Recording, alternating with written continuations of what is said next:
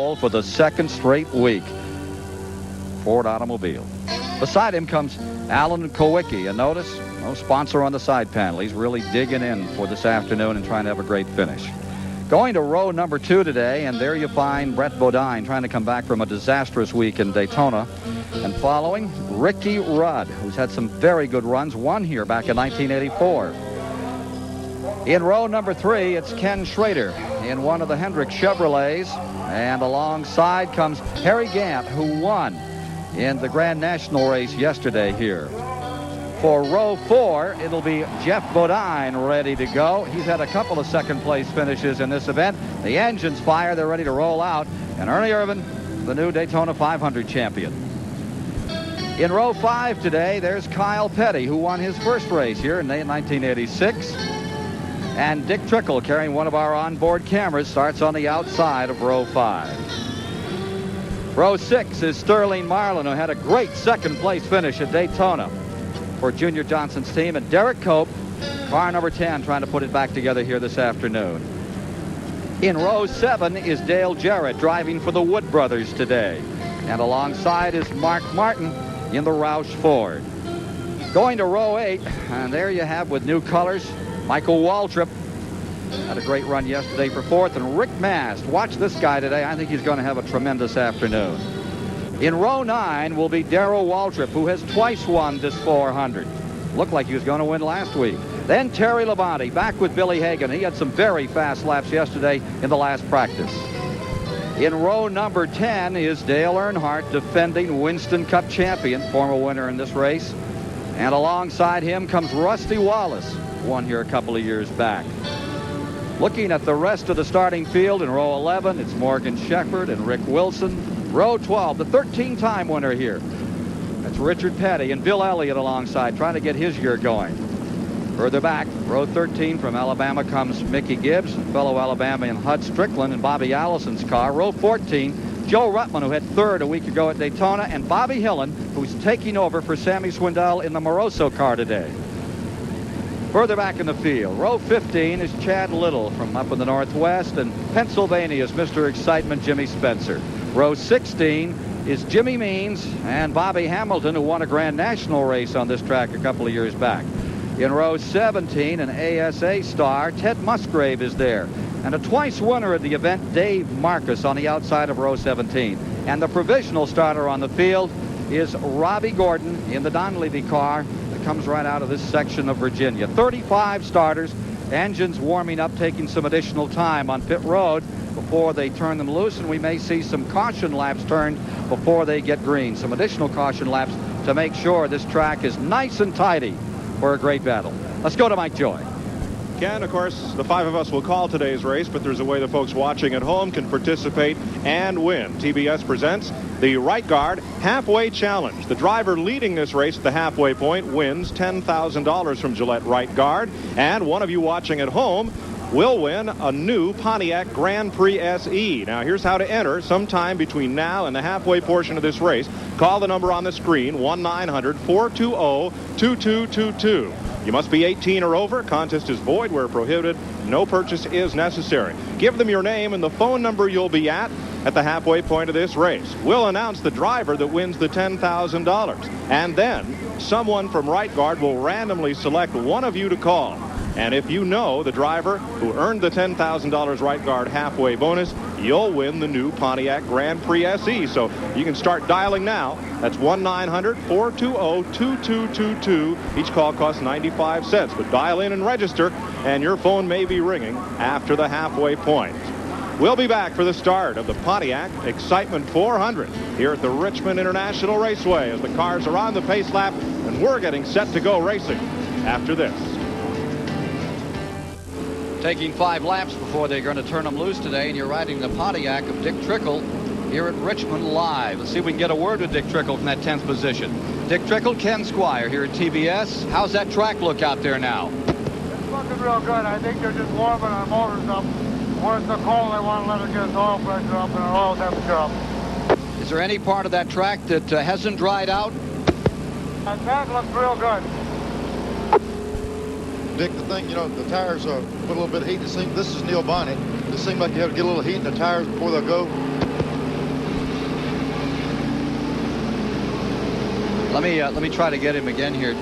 Dick, you're getting some more heat in those tires. Neil Bonnet questioning. A little bit of heat in the tires, trying to get our brakes worked in a little bit and get the engine warmed up on a cold day. So it looks like we'll have a good start going here. What's your strategy for this race, Dick Trickle?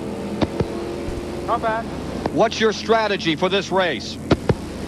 Well, we can't be announcing that because Doug's got a plan. Okay.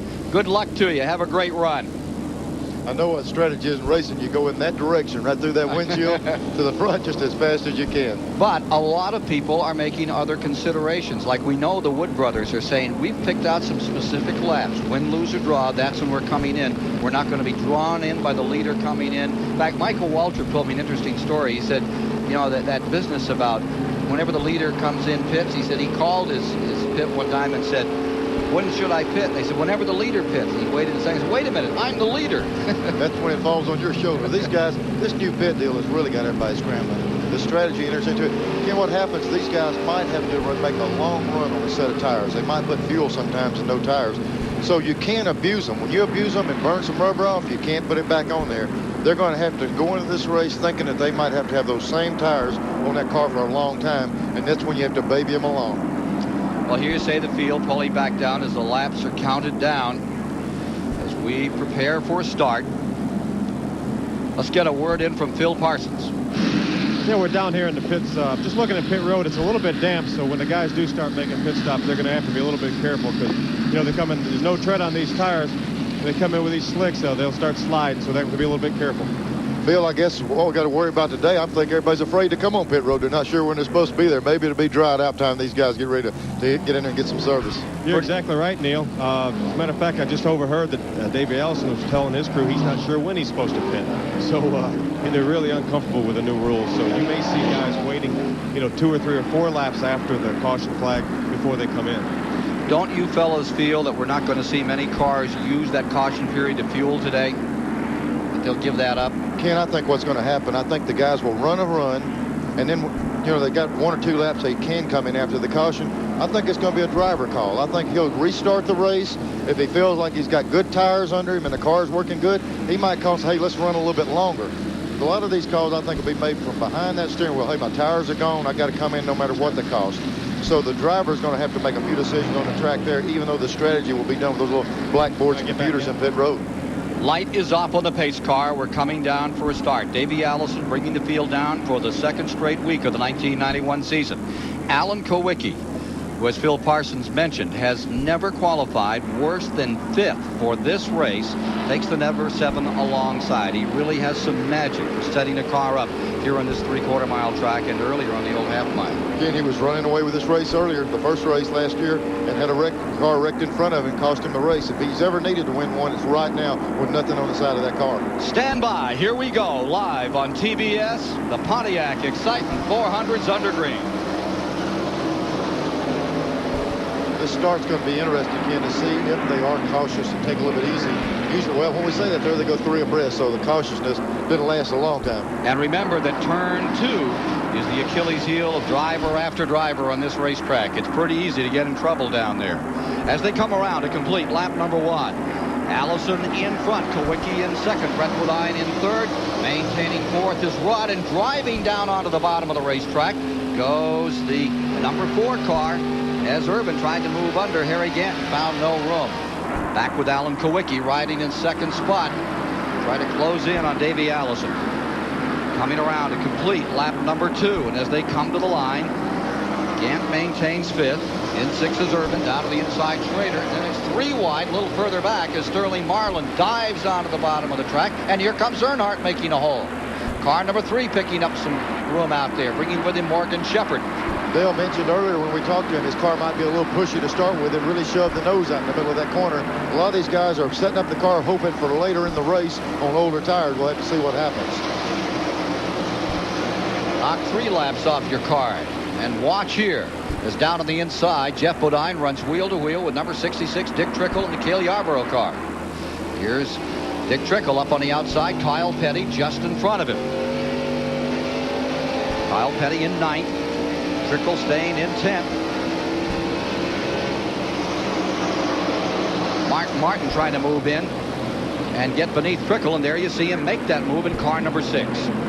Mark Martin is really coming up. He's picked 5 cars off in those first 3 laps. Davey Allison stays on the point by 2 car lengths over Kowicki, who begins to get a handful here of young Brett Bodine, who had that terrible crash out of turn 4 at Daytona back in the 125-mile qualifiers. Mark Martin has always ran well at this racetrack, and he seems to be making a good move. Here is the number 6, Martin, running in 11th position. Mark Martin picking up from the start, drawing through the field quickly as he hustles to get up with those leaders. 6 laps thus far, all green for the 35 starters. $500,000 at stake.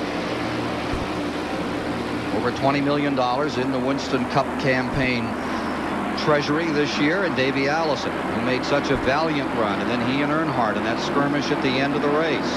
A lot of people asking if this would be a payback week between those two. Look at Earnhardt in the number 3, diving down behind Rick Mast in the number 1 car as they continue to skedaddle out of the back of the field. Again, we're seeing just the opposite of a Daytona that we had last week. Stay in line draft. The draft means absolutely nothing at this racetrack. What means something is getting that piece of metal in front of the other guy. You can run side by side. It doesn't hurt the way you get around the racetrack. And as we're saying, Rick Mast in trouble, brings out the first caution of the day at lap number 8. The Richard Jackson car number 1 wheels around and takes the wall at turn 4 lightly. Looked like Earnhardt and Mast got together right in the middle of that corner. We were right on the shot when it happened, and they tangled. It's going to cost Mast. He's nailed up against the wall. Even if the car's not hurt, he just went down a lap. They're racing back. Racing back to the line. Allison there first, followed by Kowicki, and then Bodine, followed by Ricky Rudd. You were watching Earnhardt on the move. He had come from 19th to 16th in those first 8 laps. They're working lap number 10 right now as Rick Mast in car number 1 tries to get it back together here. Here they go right on the bottom. It looked like Dale got him right on the left rear wheel, sent him sailing. Earnhardt had the left wheels a little below the yellow line. Mast was right down there with him. They just got tangled up coming off the corner. So Mast goes a lap down. He was my pick to win this thing. He knows how to run a short track. He's going 2 lap downs now. We'll be back to Richmond in a moment.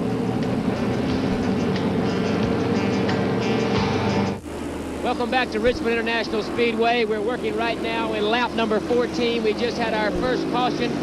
Rick Mast get hooked up with Dale Earnhardt low in turn number 3, turn number 4, as you see right here.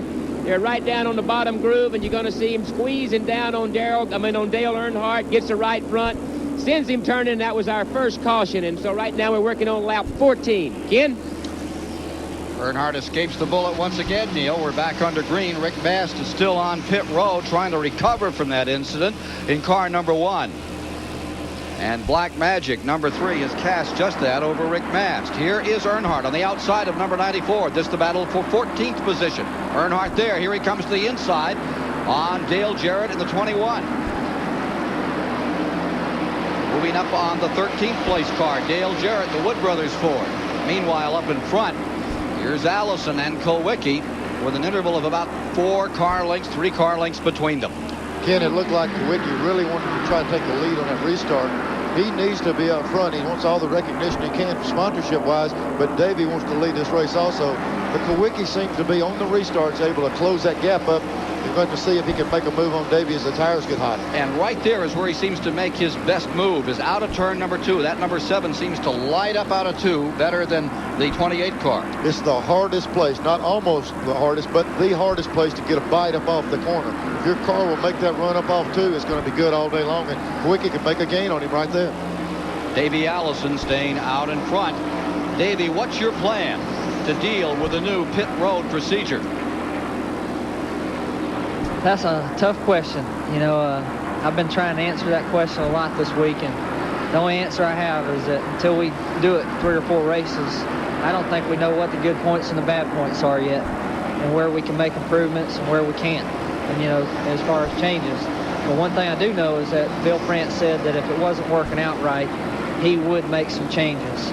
So after Daytona was over, it worked in some people's favor and it worked against some other people. And it made things interesting, but it kind of made things confusing at the same time. So we've got things to learn.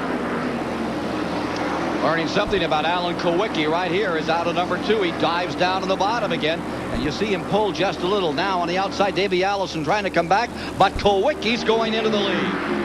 Alan Kowicki, the privateer, native of Wisconsin, takes the lead. Here comes Davey Allison, a little wrap there. And from Alan Kowicki's view, clear track sailing into turn number 1. Davey Allison back on the inside.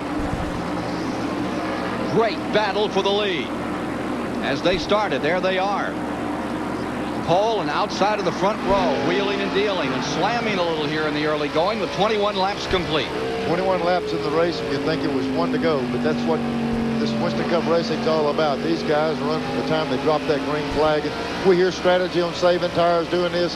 If you turn those drivers loose, they're going to play and they're going to have fun. That's just what these guys are doing right now. Kowicki not conserving a bit. He is trying to put on as great a show as he can, hoping to entice someone to the sponsorship of this team. Davey's car is just a tick loose. You can see the rear wiggling around. We saw some of that at Daytona. That was aerodynamics, but this is strictly handling right here. Down to the inside comes number 26. That's Brett Bodine trying to move in, and blocking is car number 7. Kowicki shutting the door. Ricky Rudd moves up in 4th spot. Looks like that'd be a great place in that car 7 to advertise Bonnet's Catfish Farm. I don't know if we can afford it or not. Boy, I tell you, Brett Bodine, if anybody needs to run good here, after the Daytona, they had Kenny Bernstein team, lost 2 cars down there, and here they are right in the thick of the battle now. Front 4 all clustered together. Allison, Kowicki, Bodine, and Rudd in the back straightaway. Coming up this time to complete 25 laps. Just behind them in the 6th spot is Ernie Irvin, just a little further back, and he's just losing that spot now. Here comes Harry Gant up a spot. He's into 5th. Irvin in 6th. Marlin is 7th on the field. 8th is Kyle Petty. 9th is Mark Martin. And the 10th is car number 3, Earnhardt. Front 4 in a bundle. That's Ricky Rudd right there in 4th place. Waddell Wilson's cars have always run good at this super speed. This speedway here. He's always had super speedway motors, but they've really got the car handling. Here comes the sun popping out. We'll have to see what it does to the racetrack. Ford running 1 and 2. Buick is 3. Chevrolet is 4. And Harry Gant leading the top 5 a little further back with his Oldsmobile. Down to the inside. Here is Bodine, Brett Bodine in the Kenny Bernstein car, number 26, making his move and not being able to pull him out of turn 4. Again, we've talked about it a good bit about the abuse of tires.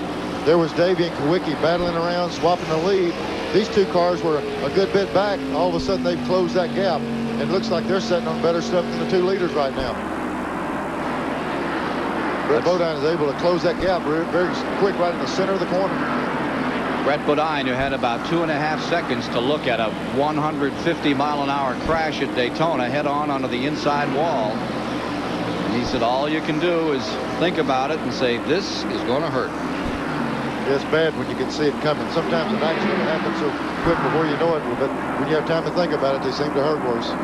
Top 4. Here they all clustered coming out of that turn, and here comes again Bodine trying that inside line in the green car in 3rd spot. Ricky Rudd, the number 5, out there in 4th. Putting a lot of heat on these guys. Ricky's wanting a little sniff of that lead again. Here he comes. Shoots down to the inside and tries to find the hole up in turn 4. And again, Davey Allison goes to the outside, keeps the RPMs up, and holds the spot. Now in turn 2. This is where Kowicki would seem to have the advantage, but this time out of there, Davey Allison stays right with him. Again, one of these guys are going, if he makes it by, fine. If he doesn't, the 26 car can very well get around him, because they're certainly heating stuff up right now. Alan Kowicki fighting for the lead, almost 3 wide here. Down across the line, completing 31 laps. Kowicki on the bottom of the racetrack. This is the track on which he ran his first Winston Cup race. Here comes to the inside the green number 26 Bodine. Can't get through. We got into some of what we were talking about. The 7 car really got loose. He's really abusing the car to get there, and the 26 almost got under it. And the 5 car makes the move on the outside. That's Ricky Rudd for 3rd spot with that Chevrolet. Great battle up in front. There's some other snarls around the racetrack, but this is too good to miss.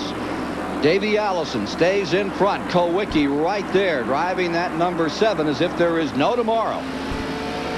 Well, could be the situation. Here he is down to the inside, finding a little hole. coming right off the end of that wall. Here he is peering to the inside of number 1. And again, they're even for the lead. Kowicki and Allison wheel to wheel in 2. Allison pulls her out of turn number 2 on the outside. 34-year-old Alan Kowicki in a tremendous early race fight. Tangled a little bit right there, Dom, coming off the corner. While this fight continues up in front, note that Harry Gant is closed up in the 33, the 5th place car. He's getting into it. There's your front 4. And here comes Allison back in front by a car length. Here comes Ricky Rudd in the Chevrolet trying to move through and move around Kowicki for second. Well, one of the things the Winston Cup competitors have to do besides setting up the car is be awfully good weathermen. And a lot of these teams figured it was going to stay cold here this afternoon. The sun has come out. The temperature is rising. That could be a problem for some. Look at the front grills of these cars. Many of these competitors have taped off the grills, restricting airflow to the radiator. Kowicki is one of them. His crew says the car is fine right now, but if the temperature keeps rising, there could be some problems. They're going to need to get rid of that tape. Dick, you're right there. It's going to do 2 things. It's going to let some air in there and cool the car down. But these cars seem to have loose characteristics. The minute you open the grill, it tightens the car back up. It's like a parachute effect. As soon as they open those grills, it'll be twofold. They'll cool them down and tighten them up, and they should be in better shape. Rambling along on the inside comes car number 5, Ricky Rudd. He seems to be able to find the hole. He's got that car running well, Neil. And here comes Harry Gant, the 3rd place car now, back to the inside number 26. And look that Ernie Irvin is closed up. It's about a half second over the front 6 cars in this race with 37 laps complete, all under green, and back for the lead again comes Kowicki. This is a 400 lapper, and I'm not sure these guys are going like it's a 20-lap heat race, but it sure is good racing early. You know, at Daytona, we had cars, we said you can't run side by side, you lose ground. That's because of the air. This right here, side by side, you can't pick the preferred line, entering and exiting corner, and you're abusing the tires. The lead guys mixed it up, and it seemed like the whole pack has come to them now. Kyle Petty, you saw him closing up along with Mark Martin. Kyle is running in 7th in number 42, and Mark Martin is in the number 6 car. He's gathering some steam here too, right behind Kyle Petty. Here are the leaders. Davey Allison staying first, and again car number 7 closes up.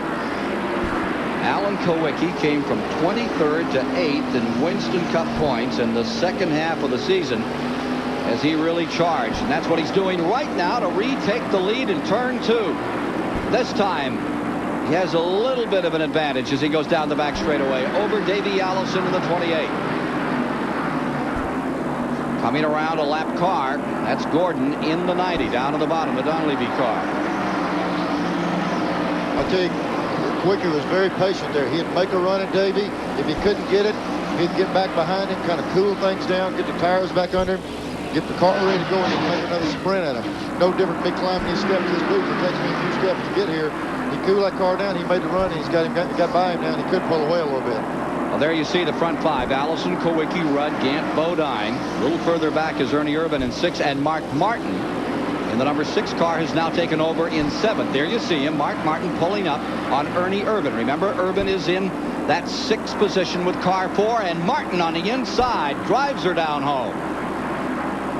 I think Mark Martin and Jack Roush have a lot to prove here. They won a race here last year, and after the race, they were fined for infraction on the intake manifold. I think they want to show them they win races no matter what's going on. Here's a spin off of 2 over here. That's Spencer in the 98. Jimmy Spencer back underway in the Travis Carter car, and there's no caution. No caution. 43 laps complete. Thank goodness for no caution. I don't know if we can figure out what we're supposed to do.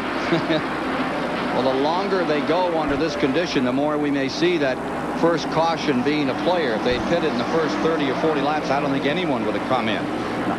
Now look at the interval there. There is the number 7, Kowicki, out in front. And in the shuffle, you now see Ricky Rudd, number 5, in 2nd spot. Let's look at that spin again for Spencer.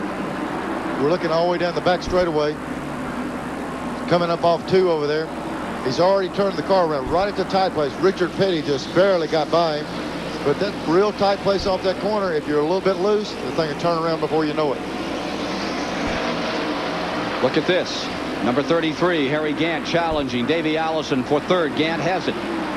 And Brett Bodine stays there. And Allison backs up. The man who sat on the pole now finds himself in 5th. There's the green car, number 26. Brett Bodine finds himself a little hole at Buick, and he pulls up, and here's Mark Martin in number 6. What a run Mark Martin is making at the present time. I tell you, Davey sure fought for first position a lot harder than these other ones. The lead is real critical. If you're going to give up 1 or 2 spots, it's not that bad. He might be going to sit there and burn some laps down now, but he's certainly giving up a little bit with the tires and everything, but don't count him out. That thing can come right back to you. Mark Martin from 14th position up into 5th position now with 47 of the 400 laps complete. Great run for Mark, who won this race a year ago under a cloud. Now here's the leader, Alan Kowicki, number 7, and number 5, Ricky Rudd, closing in.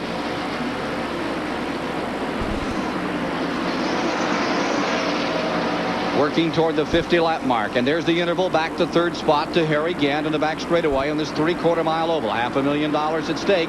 There you see, right behind Gant in the 33, Brett Bodine in 4th. We saw a pretty good interval that can want to be interesting, because when Kowicki and them get together, we'll lose some of that. In that 5th spot is Mark Martin, and there's Davey Allison, number 28, in 6. Ernie Irvin is in 7th in car number 4.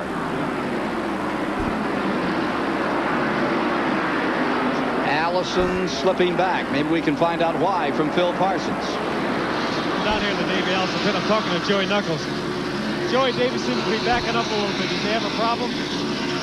No, we're in pretty good shape right now. We wanted to get up there and just see what we could do, because it's rain. Jake made some changes on the car this morning for the weather. He's complaining a little bit of the car being a little loose on the throttle, but nothing that we can't adjust for. We're real happy right now with the Texans having 4th and 1st. Thank you, Joey. Well, there's a terrific scrap right there as Ernie Irvin stays on the inside and gets that 7th. There's your leaders. Closing in again is Ricky Rudd. Ford in 1st, Chevrolet in 2nd. 52 laps now down, and here's Earnhardt to the inside in car number 3. Earnhardt making his run up on the inside of Kyle Petty for 8th. And with him comes car number 11, Junior Johnson's Ford, Jeff Bodine at the keyboard. Battle in lap number 53. Kyle Petty high in the Felix Savetta's car, and it is Earnhardt in number 3 making the moves now up into the 8th position. And remember, at the outset he was gridded 19th. He certainly made a good move through there. We've got a lot of the good cars were back there in a pack in 18th and 19th and 20th position. They're working their way back up there now, and it's going to be, once they get to the front, it's going to be interesting to see what they can do, how much they use their car to get there. You're watching Rusty Wallace in car number 2, the new Penske colors, down on the inside. He's in 11th spot, trying to take 10th away from Kyle Petty. Meanwhile, in front, Rudd thrusts the Chevrolet into the lead for the first time at 54 laps. Rudd takes over. Kowicki drops to 2nd. Gant stays 3rd. Here comes Kowicki right back on him another time. Kowicki seems on a mission out here today. Not willing to give ground to anyone, but in this case having to give up a little room to Ricky Rudd, the 1984 winner here at Richmond. And remember that year he had that terrible crash 14 times over down at Daytona in the Busch Clash. He came here with his eyes taped up and won this race. One of the greatest comeback stories in stock car racing, created by the man who is leading here today, Ricky Rudd out of Chesapeake, Virginia. Ken Rudd has really impressed me in the early going by making economical use of his race car. He hasn't got down to the bottom and run anybody hard, so his tires were relatively fresh when he kept working his way up the outside to challenge Alan Kowicki. He really takes good care of that car's resources. It's one of the things that makes him the best road racer on the NASCAR circuit, and it's helped put him in front right now. I mentioned he had his eyes taped. He had his eyelids taped up. He'd had so much swelling from that terrible crash, and he came out here and won just 8 or 9 days after that serious incident. Now you see him in the back straightaway, car number 5, out in front by 2 car lengths. Closing down once again is Kowicki in this great battle for the lead in the Pontiac Excitement 400. 58 laps complete this time by as Rudd and Kowicki go at it.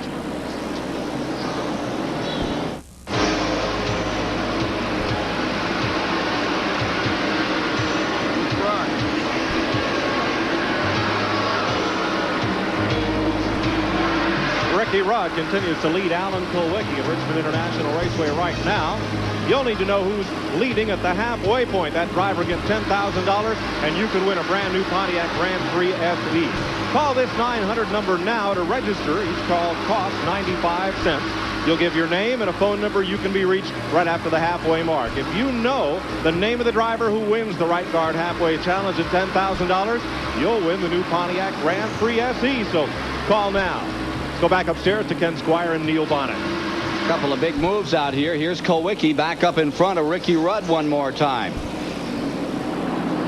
Alan Kulwicki, who is set on the pole 14 times, won 2 Winston Cup races, and as Harold Pearson pointed out in the Richmond paper today, the imponderable is time after time he does it with no sponsorship. Here's Gant in the number 33, the green and white car, down on the inside of Rudd, and he's going to second spot. Gant was so smooth and so strong yesterday in winning the 200, the Grand National race. It was a wonderful battle out here yesterday, and it was all 51-year-old Harry Gant when it was over. Ken, that car almost looked to me as though it had a rev limiter on it. Then the front straightaway, when he made that move under Ricky Rudd, a little flutter out of the tailpipe, which usually means the rev limiter is going off. He might be really abusing that motor. And oh, Harry, I just tell you, he's just cruising along. Take a look at Richard Petty and Kyle Petty here. Richard Petty running back in 19th position. Kyle Petty in the number 42 car. He is, let's see where his position is overall on the field. Is he falling back? Yeah, he's back. He's falling back off the pace for some reason. 43 and the 42 back towards the tail end of the top 20.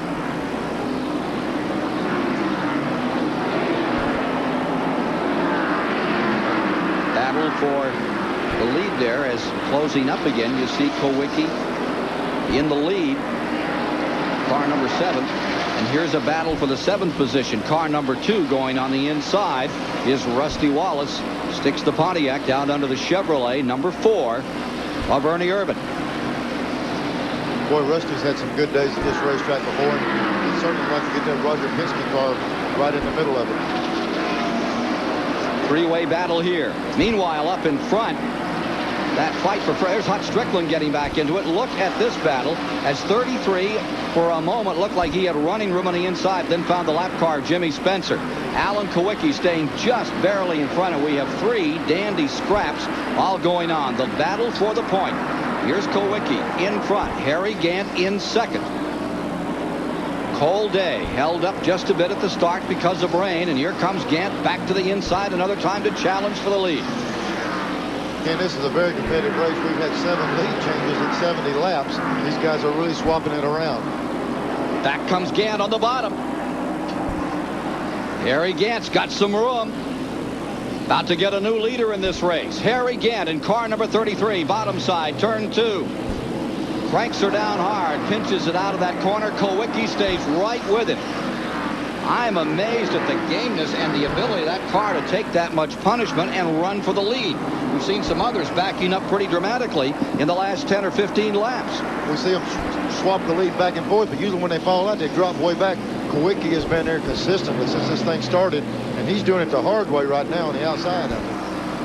Well, here you see Harry Gant in the Leo Jackson car, running even down the back straightaway with Alan Kulwicki. Ken, this is what racing is supposed to be. If you go to Daytona, you run side by side, it's almost a penalty. You come here, it's fun. These guys can run side by side around this racetrack, and they're really putting on the show. Hard to say where to go when you've got a race this great. I mean, there's a couple of other good scrambles, but who wants to give this one up? Here is Harry Gant, one of the most popular drivers in Winston Cup racing, and Alan Kulwicki in just a great fracas out of that third turn area. Back down, Ricky Rudd comes right with them. Gant looking for his 12th Winston Cup victory. Stays on the bottom. About to lap Dave Marcus, twice a winner of this race, and that car number 71 just barely in front. Very deep going in over here. Marcus backed out and let him in there. Record number of lead changes is 19. That's happened on 3 occasions in this event. We've already had 9 lead changes. Look at Rudd find a hole.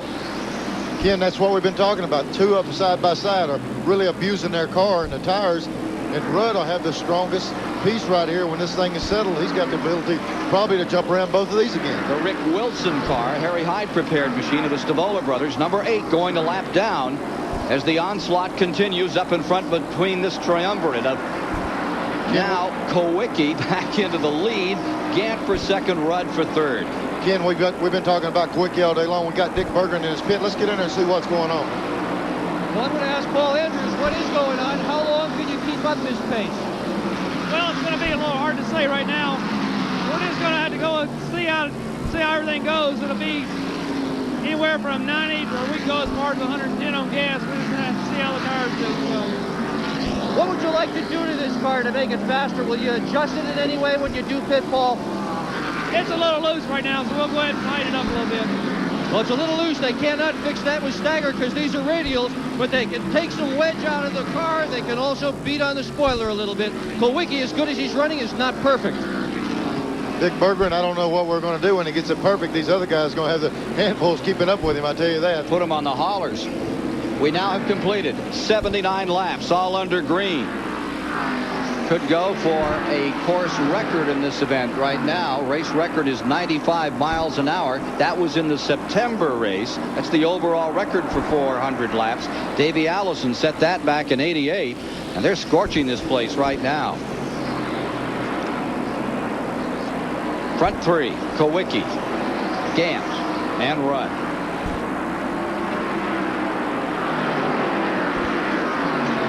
Well, Rudd's cars work good from the start, and you almost think somebody's got a little bit of patience, and here comes Gant jumping out here, and Kowicki, I doubt seriously is going to give that spot up. He's had to fight a lot of people for it, and he's going to try his best to stay there. Here he comes again. Won 3 short track races in Winston Cup racing, but of course he's won hundreds of short track races. Harry Gant came through and won that Grand National Affair yesterday. I talked to Mike Waltrip this morning. I said, what'd you have for breakfast? He said, Harry Gant. They kid each other. Gant, in winning yesterday, Michael said to him, he said, you know, I think the only reason those newspapers talk about you as 51-year-old Harry Gant is because they don't think you're ever going to win again. And Harry said, no, that's just to give you younger fellas something more to shoot at. A lot of those younger fellas need to be in as good a shape as 51-year-old Harry Gant. That man is, from the waist up, he's a fighter. He's ready to go, and he loves to fight in that little green race car right there with that 33 on the side of it. Now a grandfather, and has as much fun with that and running a little restaurant up there where he lives in North Carolina as he does hauling these race cars. But this is his first love. And here he is with Kowicki down on the inside.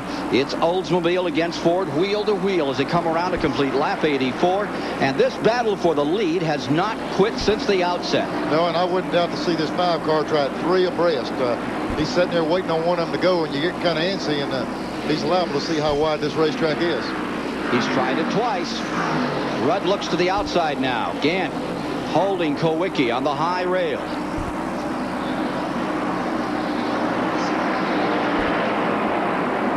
Behind this trio, and here's Rudd cleanly into second place now. Mark Martin lies in 4th. Brett Bodine is 5th. Earnhardt is up to 6th, and Hut Strickland is in 7th. And what a run from 26th position Hut Strickland has made in car 12. Ken, on a move like that with the Daytona, that would have been some help drafting. But what that was, that simply closed the hole. Whenever Gant had been trying Kowicki lap after lap, if he couldn't do it, he could fall back in behind him. That time, he got up there, Rudd closed the hole, and when he couldn't make it by, he had to go back another position. So Rudd took advantage of the fact that Gant couldn't get by and had to drop back and cool everything off. Yet to have a caution flag coming up on 87 laps. Leaders only 5 seconds from very thick traffic just in front of them as they put a lap on Bobby Hamilton. Kowicki looking for that 3rd Winston Cup win, that first one, that dramatic win in Phoenix, Arizona, where then he took a lap backwards around the track so nobody would ever forget his first win. Those folks at home rising the corporate ladder and watching might wonder what it would take to put their logo on Kowicki's car for the season. It takes at least $1.5 million in sponsorship to run a front-running Winston Cup team. That's why Kowicki's quarter panel is bare. Last year sponsored Xerox antifreeze is out of the sport, gave him plenty of notice, but he hasn't been able to replace them. That's roughly the price ticket, would you say, guys? And that's why the catfish farmer up here from Alabama is not too excited about sponsoring the race car. You think I could trade him a few fish for that place on the side of there? The catfish special. Here's Kowicki in car number 7, about to put a lap on Dick Trickle in number 16 as he is just tearing this field apart.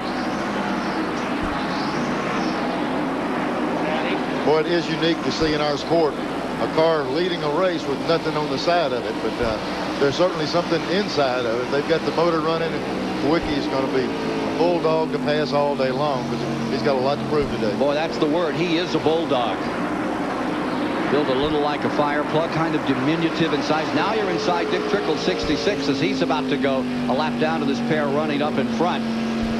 Dick Trickle and Cale Yarborough's car running back in 24th position, showing us these pictures from the Trop Arctic Pontiac. And here comes Harry Gant into 3rd spot, just beneath Trickle. Trickle giving him a little room. There goes the freight train, but it's a Hamlin freight train this week. 91 laps are down, still all green.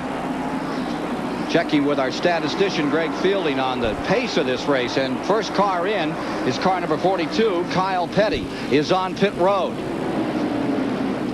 You see the number 11 car coming by. Ken, it's almost, that's the way it should be. Gary Nelson is noted for his strategy of running pits and winning races. And the first guy on pit road, Kyle Petty. Gary Nelson is one of the guys who usually leads in what to do. Here they are, they're taking bite out of, they're putting bite in, they're backing off on the right rear jack screw, which puts bite in the car. The car had a loose tendency. They corrected some of that just then with a right rear jack screw. Kyle Petty, is tire wear a concern for you here at Richmond?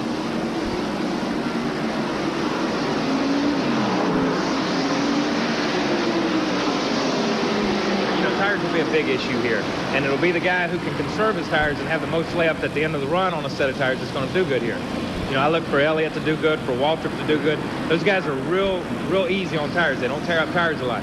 You get guys who thrash a car like Earnhardt and that guys, they can wear out a set of tires in 15 or 20 laps. So, you know, and then there's a few in between, but it's going to be the guy who saves his tires the most that's going to come out on top here Sunday.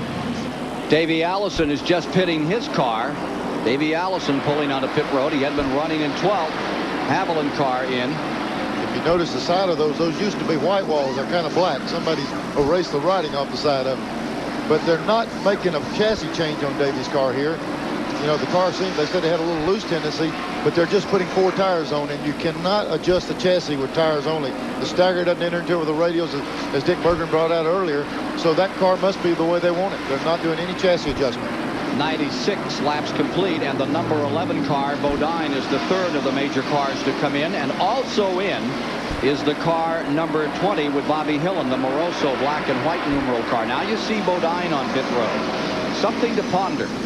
96 laps are complete. We're about a quarter of the distance. The record for this track, 95 miles an hour, 95.7. Current pace, 112 miles an hour. Change in the lead. Welcome back to Richmond International Speedway. We're working at about the 102, 103rd lap. I'm down here in the catbird seat. You know, in the interest of safety, NASCAR would like to limit the number of cars on pit row under extreme traffic situations. The way they've done that is they've added a member to their family. That member is a new flagman. Sitting right up here on top of Dick Trickle's trailer is a flagman. Each car is assigned a color, orange or blue. When the race dictates massive traffic on pit road, that flagman right up there will wave an orange or a blue flag, and the appropriate cars can enter the pits at that time.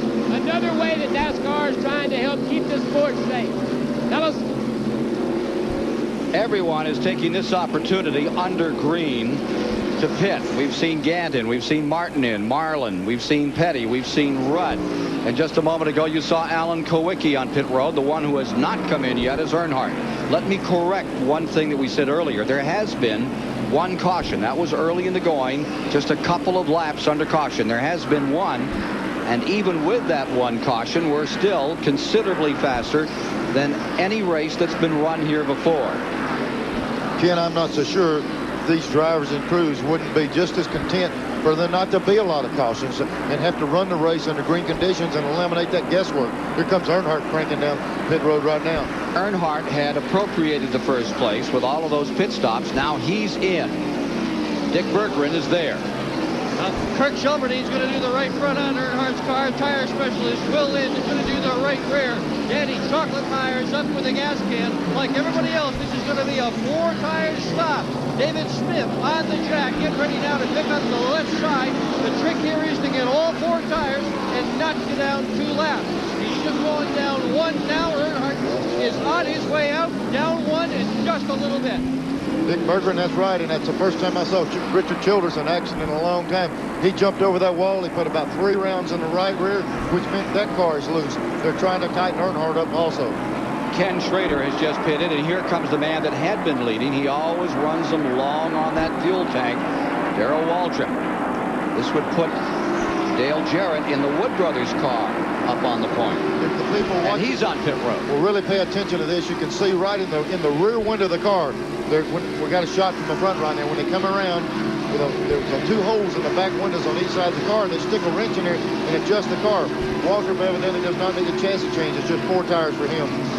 This business of the odd pitted cars and the even pitted cars doesn't look like it's going to be a player at all here today.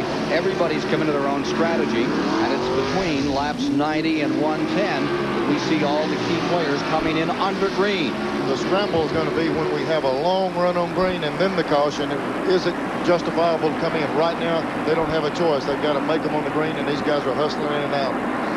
Joe Ruttman, who finished 3rd at Daytona a week ago, is just pitting. As you see, Waltrip back on the track.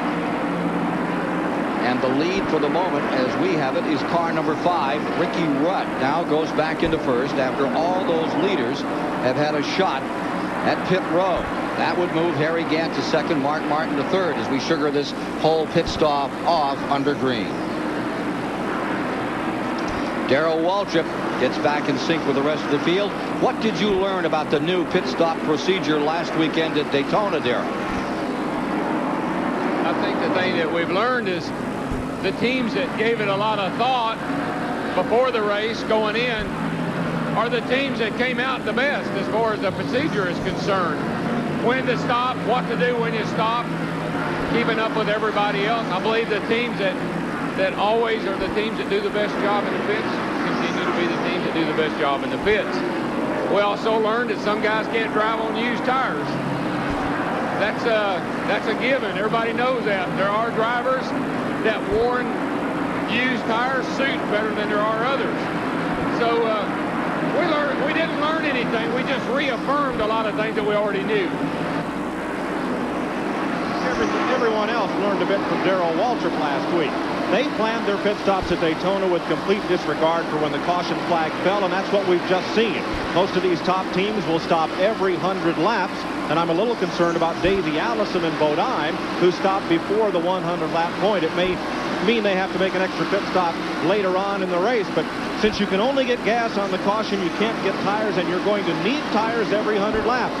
Don't expect to see pit road a busy place when that yellow flag is out. Darrell Waltrip's number 17, running in the 10th position. Just behind him is Wallace. There's your leader. That's number 5, Ricky Rudd, putting a lap down on Richard Petty. Harry Gant is running 2nd, Mark Martin 3rd, Alan Kawicki 4th, Earnhardt is 5th. And it is Brett Bodine in 6th, Davey Allison 7th, Hutch Strickland is 8th after starting 26th. Here's Bill Elliott's number 9, and he is running in the 9th position. Worse than that, Ken. 9th place is not the concern. Watch a little puff of smoke right here when he gets out of the throttle. He's got a trail of smoke coming out of that car. He's been doing it the last few laps. He might have a tire rubbing. Hopefully that's what it is. They can correct that. If it's something internally, they're going to have problems this early in the race. He just lost a spot. You saw it right there.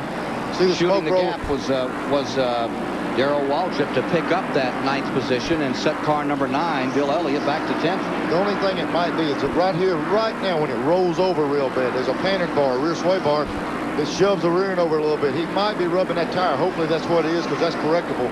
If it's internally, he's got a long way to go yet. The Rick Mast car, which was out in that early going, that incident up in turn number 4 with Dale Earnhardt that had us down for a couple of laps. They continue to work on Mast car just back behind pit road, try to get him back in this thing. Ricky Rudd, the 84 winner here, maintains 1st place. Harry Gant is in 2nd. Gant will have some running to do to catch this guy. He's about 25 car lengths back as they come out of turn 4 from the leader, Ricky Rudd. Ken, maybe we can get one of our guys, Bill Parsons, somebody to run down there in Elliott's crew. I know it's early, but we got a little bit of smoke. Maybe I'm kind of concerned myself, wondering what that is. Jimmy Means about to go a lap down to Ricky Rudd. Jimmy having a pretty good run today. Takes him on the inside. Right with him comes Ken Schrader in car number 25. Ken not being shown out here at the he's being shown in 16th, 17th position on Schrader. So the team cars are together, the Hendrick cars, 5 and 25. It's showing the 25 car as being down a lap, so he really needs to get back around where if they do have a caution, he can get back in contention. I'm impressed with how well Rick Hendrick has organized this team for this year. Jimmy Johnson and that whole crowd putting such focus on these cars and the interplay between the two drivers. They're both working in each other's cars. They're both working in the experimental car as well, doing a lot of testing. One may know a little here. Ricky Rudd is certainly an expert on. We've got a battle for third developing. Let's take a quick look at this. 6 is there. That is Mark Martin and Alan Kowicki with him. 75 car. We're showing there's a lap down in that hunt. Alan Kowicki staying right in there. This is Alan moving around for third spot on Mark Martin in the Roush Ford. Kowicki lost a good bit of ground on that pit stop, and now he's having to make it up on the green, and that's a tough way to do it, but it looks like his car is capable of doing that. And look who's coming up. The Shark is back in the tank. Here comes Earnhardt. Closing in one more time. The Intimidator in black number 3. Earnhardt to the inside. And beneath Martin. That's for fourth. And closing on Kowicki comes Earnhardt. 9-time winner in 1990 when he won his 4th championship. Dale's cars always seem to have a tendency to be one of the cars that really ran good on new tires. When you run a pace, you'll run pace, you put some new tires on, it really takes off. And he just got a fresh set, and he's plenty strong right now. He's your hunting buddy. You saw Earnhardt last week at Daytona, last laps in that number 3. Looked like he was just pushing that car to the very edge, and it fell over. Ken, you know, when you run that hard, you're talking about the Daytona 500, and there's harsh words where you shouldn't do this, shouldn't do that. Hey, they was fixing to stick the checkered flag out there, and you're supposed to hold those things wide open, run as hard as you can. Him and Davey, they lost the car, got into Davey, which he felt bad about getting into Davey, and Davey was concerned about it. But, boy, when you're racing that hard, it's hard to say, well, I'm just going to lift, and I'll get Daytona next year. They're trying for the win. Neil, Phil Parsons is down there now, and Bill Elliott's pit trying to follow up your story. Let's join him. Yeah, Neil, I checked with Dan and Ernie Elliott, crew chief for Bill Elliott, and he said that Bill has not mentioned anything about any smoke. So as far as they're concerned, nothing's wrong. Well, we can sure see it from here, Neil. Well, Ken, that's one thing that concerns me. Sometimes we can see some things over here that you can't see from the pits. And with it being a trailing deal back there on the rear, Bill probably doesn't know there's a problem there. Maybe it's just something rubbing in a minor rub, because certainly don't want to rub the sidewalls out of one of these tires. Bobby Hillen's car not in the top 20. Gets taken inside, outside here. Rick Wilson up on the outside of him. And it's Earnhardt busting through around Kowicki. So Earnhardt now has himself third position. Let's see if he can close up on Ricky Rudd and Harry Gant after we pause for these messages with 128 laps complete in our live coverage. 133 laps complete at Richmond. Ricky Rudd leading Harry Gant. Now Dale Earnhardt up into third ahead of Alan Kowicki and Mark Martin. We're closing in on the halfway point here at Richmond in the Pontiac Excitement 400. Once again, here's the number for you to call in and register for the Right Guard Halfway Challenge. Each call to the 900 number costs 95 cents. You must be 18 or over. Contest void where prohibited. No purchase required. The leader at the halfway point gets $10,000, and if you know who he is and Right Guard calls you, you'll win the keys to a brand new Pontiac Grand Prix SE. So call now to register and stay tuned. It's a pretty good deal, Neil. Get yourself a car. Yeah, you know who's going to lead at halfway? Call in and see what I can do on this thing. Well, Ricky Rudd is leading at this point. Rudd out in front in the Waddell Wilson car, going for his 12th Winston Cup victory. A man who's tasted victory before here at Richmond. Ricky Rudd out of Chesapeake looking for. We were speaking a few moments ago about how much cooperation there now is in that Hendrick team as it's focused on just these two drivers, Schrader and Rudd. There's Bill Elliott's number 9. You talk to either of these people about shock absorbers, and you get a lesson or two out of Ricky Rudd. He really understands what makes these cars go around. they got the black flag out on Bill Elliott. Now that little bit of smoke that we saw looks like they're going to take another look at it. Phil Parsons. Yes, Kid Squire. We see the number 9 car. The black flag is out for him. We saw him just drop back a couple of spots, and he's coming to you now. He's on pit road. Bill Elliott hoping to turn things around, and there's trouble there. Let's go to Phil and see if we can find out what's happening. Okay, Dan Elliott and the crew changing the right side tires. Not sure exactly what it was. I just talked to Ernie Elliott just moments before he came in. He said Bill hadn't said a thing, but obviously NASCAR saw something and black flagged him. So they just changed the right side tires and sent him on out. I don't know what, maybe they just looked at something. Ernie Elliott's holding his hands up with the NASCAR officials saying what was wrong. Phil, this is Neil up here. You know yourself, a lot of times that rear end will get real hot, and it might just be a wisp of smoke out of the rear end, but there's definitely smoke, and it's enough that NASCAR can see it. Yeah, 10-4, Neil, and I'll tell you, I looked at the back of the car. The telltale sign in the back of the car was, in fact, a little bit greasy, like it did have a rear end leakage. So I'm sure that's what it was, but NASCAR may deem that it's not bad enough to hold them in the pits, make some fix the thing. He only pitted 33 laps ago. Elliott back out there, still smoking, and Rudd trying to get around him. And now Ricky settles in behind him with that lead, and a fair advantage over Harry Gant. I say fair, about, 20-25 car lengths separating first and second place. Rudd back to Gant. Again, the problem you have when you have one smoking like that, if anybody's notifying, it's that guy sitting behind him, and there'll be guys will be hollering. Here's a battle for second. Earnhardt making a move on the inside of Gant. So Earnhardt, who did not qualify well, picks up another spot as he closes in, trying to win his first Winston Cup race of 1991. Earnhardt trails by 6 1/10 seconds. He closes down on Gant and goes after Ricky Rudd. Earnhardt looking as quick as anyone out there. Started to say Bill Elliott, you see here, he was only in 33 laps before this stop when the black flag was out for him. There's the interval on car number 5. Your leader, Ricky Rudd, back to car number 3. Earnhardt coming about this at lap 144. Got a big lead on him right now. It's going to take a while to whittle some of that away. You see Morgan Shepherd just in front of him, running in 16th position. The red-white numeral Bud Moore car on the bottom of the racetrack.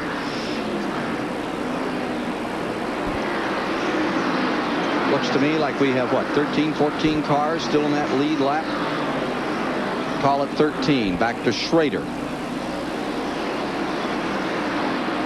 Car number 4, Ernie Irvan, is not in the lead lap. He has fallen back to 17th spot, and with more on it, here's Dick Berggren. Yeah, the problem with the number 4 car is an ignition problem. Apparently, the battery is not charging properly. They've got another battery ready to go in the pit area. These ignition systems are very battery sensitive. The battery's not right up, it skips. That's what they've got. Kulwicki's got a problem, too. They don't think he got a full tank of gas, and they are very worried that he can go to the 200 lap point.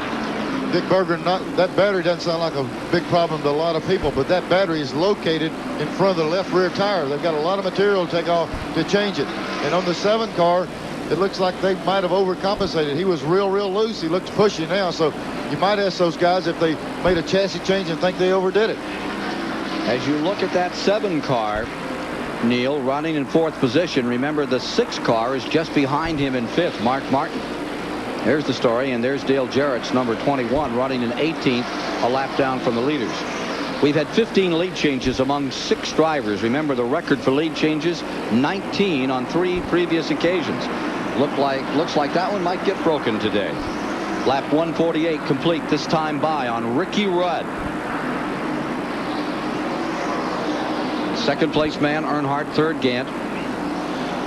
In the 4th position, Kulwicki. 5th, Martin. 6th is Bodine. 7th is Waltrip. 8th is Wallace. 9th is Allison. And there is your 10th place man, Hut Strickland. And right with him comes 11th place, number 42, Kyle Petty, in that lead lap. There's the fight for 10th place between the number 12 and the number 42. Bill Elliott's 9 running a lap down. Boy, that's a shame to have Bill's car run as good as it is with that little bit of smoke. And it's something that looks bad, and evidently it's not very much problem. But what a run Hut Strickland has had from 26th spot in the number 12 car. The Rebestos car, the team of Bobby Allison, A happy crowd out here on a day that is marginal. Gray, rainy when we began, held us up temporarily. But once the green flag stopped, it's only been taken back and put in the rack for 2 laps. And it's giving us record speeds. Elliott looks like he may have some of the problem remedied. And look at Strickland going to work on number 28, Davey Allison, for 9th. Strickland, a cousin-in-law of Davey Allison. All part of that Alabama gang. And that's a cousin-in-law? Yeah. I was just wondering what that was. They're real good friends, but you can't hardly tell it right here. He's going right on by his cousin-in-law. There he is down in the first turn, and look at this scramble, 7 and 33. For 3rd, Harry Gant being challenged again by Alan Kowicki in the number 7.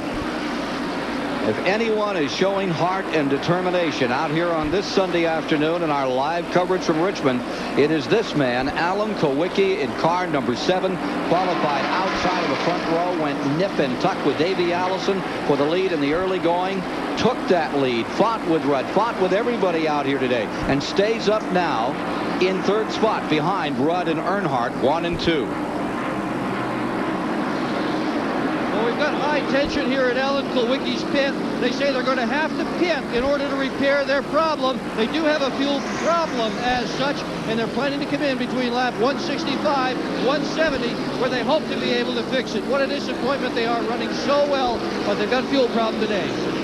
Boy, that's just what they didn't need, Dick. As good as that car is running, he needs to be out there in that racing service. I know it's going to be heartbreaking for him. But that underlines their problem. That underlines their problem, and it continues to be where Allen gets beat. Not on the track, not in his driving, not in the setup, but on pit road. So the leader is Ricky Rudd, and he has just put a lap on the man who sat on the pole, Davey Allison, and he's about to put a lap on the 9th place car, Hut Strickland. It's Ricky Rudd's race to win at the present time as Alan Kowicki lies 3rd on the field and fights his way back in to the Pontiac Excitement 400. Yes, we're back at the Richmond International Speedway working on lap 161, and NASCAR Racing is billed as the closest racing in the world, and here's some evidence of that. These tires came off of Alan Kowicki's Ford, and if you'll look, his Ford is certainly not green. That's the green paint off of the number 33 car of Harry Gant. Very, very close racing, wouldn't you say? Again, Stabler, I'm not so sure there's not another couple of colors under that green. That was just the last one that went by. I saw a little yellow in there, a little red. Modern art as created out here by Winston Cup racers. Stabler, the best I remember, I saw some of Joe Green's black on your helmet a time or two, also when he nailed you to the ground. Take a look down here. Bill Elliott's number 9 has just rolled back behind the wall. The hood is up. And consider this. We're 163 laps into this race, and on the board showing attrition, nary a number. The Mass number 1 car that brought out that only caution for 2 laps, they're going to get that car back in the race, and now they're working to get Bill Elliott in. So here we are working toward the halfway point. We've started 35 cars, and everybody intends still to finish this thing.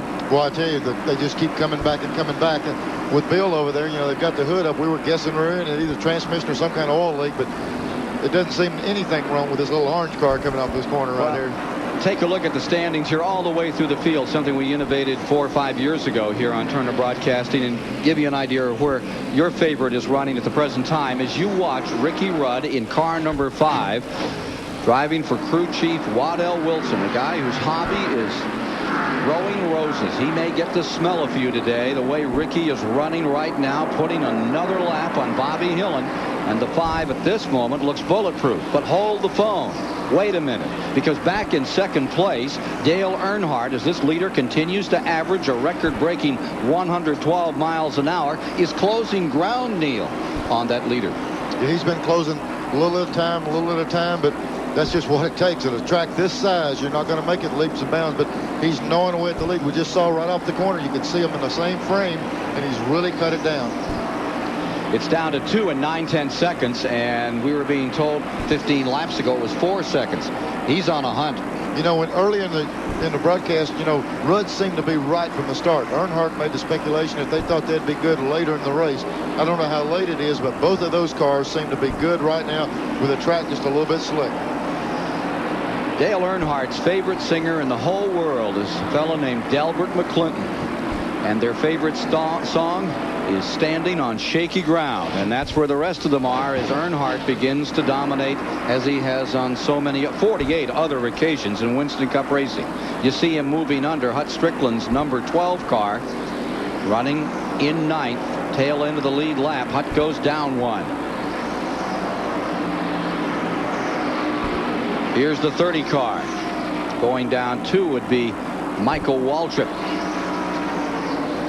It's some pretty good race cars. That thing's just breezing by there. And Rudd drove by these same cars a while ago and just pulled away. So those two cars really showing a lot of strength. And Bill Elliott's back on the track after being in the pits for 2 minutes and 43 seconds, and he drops 8 laps, trails 8 laps to the leaders with this latest stay on pit road. I guess that was an additional 8 to the 2 that he'd already lost.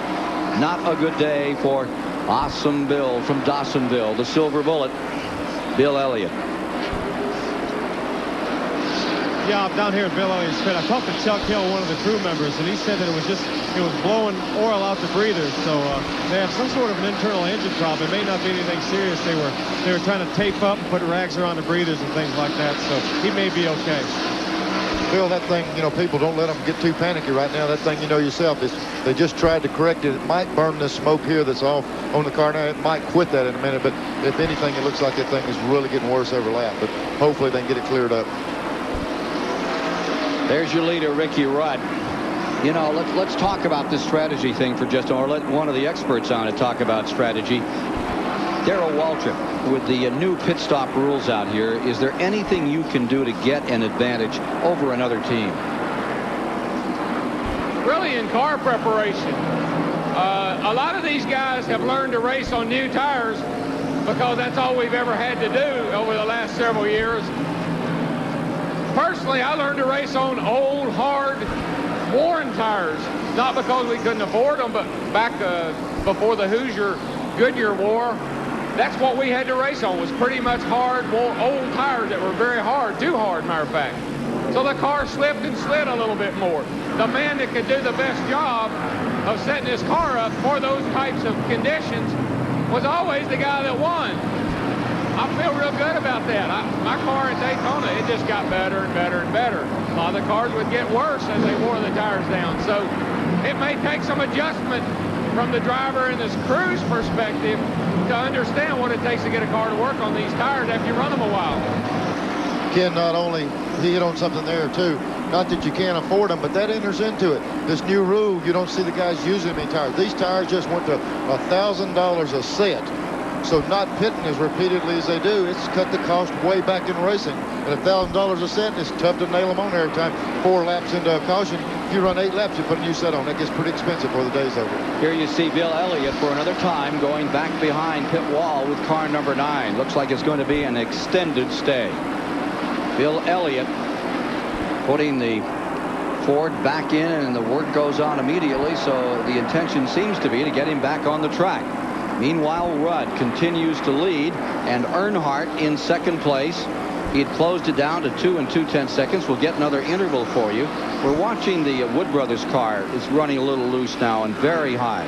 That interval is back to 3 seconds, almost 3.5 between first and second, as Rudd now plays the dominator out here in car 5. There's your interval, back to number 3, Earnhardt in second, and then it's a distance of another 4 seconds back to Alan Kulwicki in third, and then let's see, running fourth is Mark Martin. You're going to find him another 3 seconds back, so there's a lot of separation among those leaders. Yeah, and Ken, on a track this size, traffic from lap to lap really dictates if you make some good ground or you lose something. All you got to do is follow a car that's a little slower through one corner, and he can really set you back, and these lap intervals are really changing. But it seems like Rudd has kind of stepped the pace back up a little bit. I'm sure just like we were seeing it happen, they called him on the phone in there, and hey, Rudd, he's closing. He just picked the pace up. Try to show show Earnhardt that he can pull away from him. It's kind of demoralizing when you sit there and you just think you're getting a guy, and all of a sudden you see him getting smaller in front of you. Maybe he's trying to do that. And that's exactly what's been happening. Meanwhile, car number 7, Alan Kulwicki, is on pit road. Here's Dick Bergen as we follow Alan Kulwicki into the pits. Well, Ken Squires, most of the time the driver and crew chief decide when to pit. On this occasion, Alan Kulwicki was keeping an eye on his fuel pressure gauge. That's what decided when he was going to pit. They got 1 can of gas in it now. He installed the engine. He's got it started again. 1 can is in. They're trying to hold that vent open on the relief area. They've got the 1 can in, second one going in. Left side tire is going to be a 4-tire change. He surely gets down 1 lap. Not a great pit stop. Kowicki with the left front tire on. They're waiting on the left rear, and they're going to hold him. Kowicki's being penalized.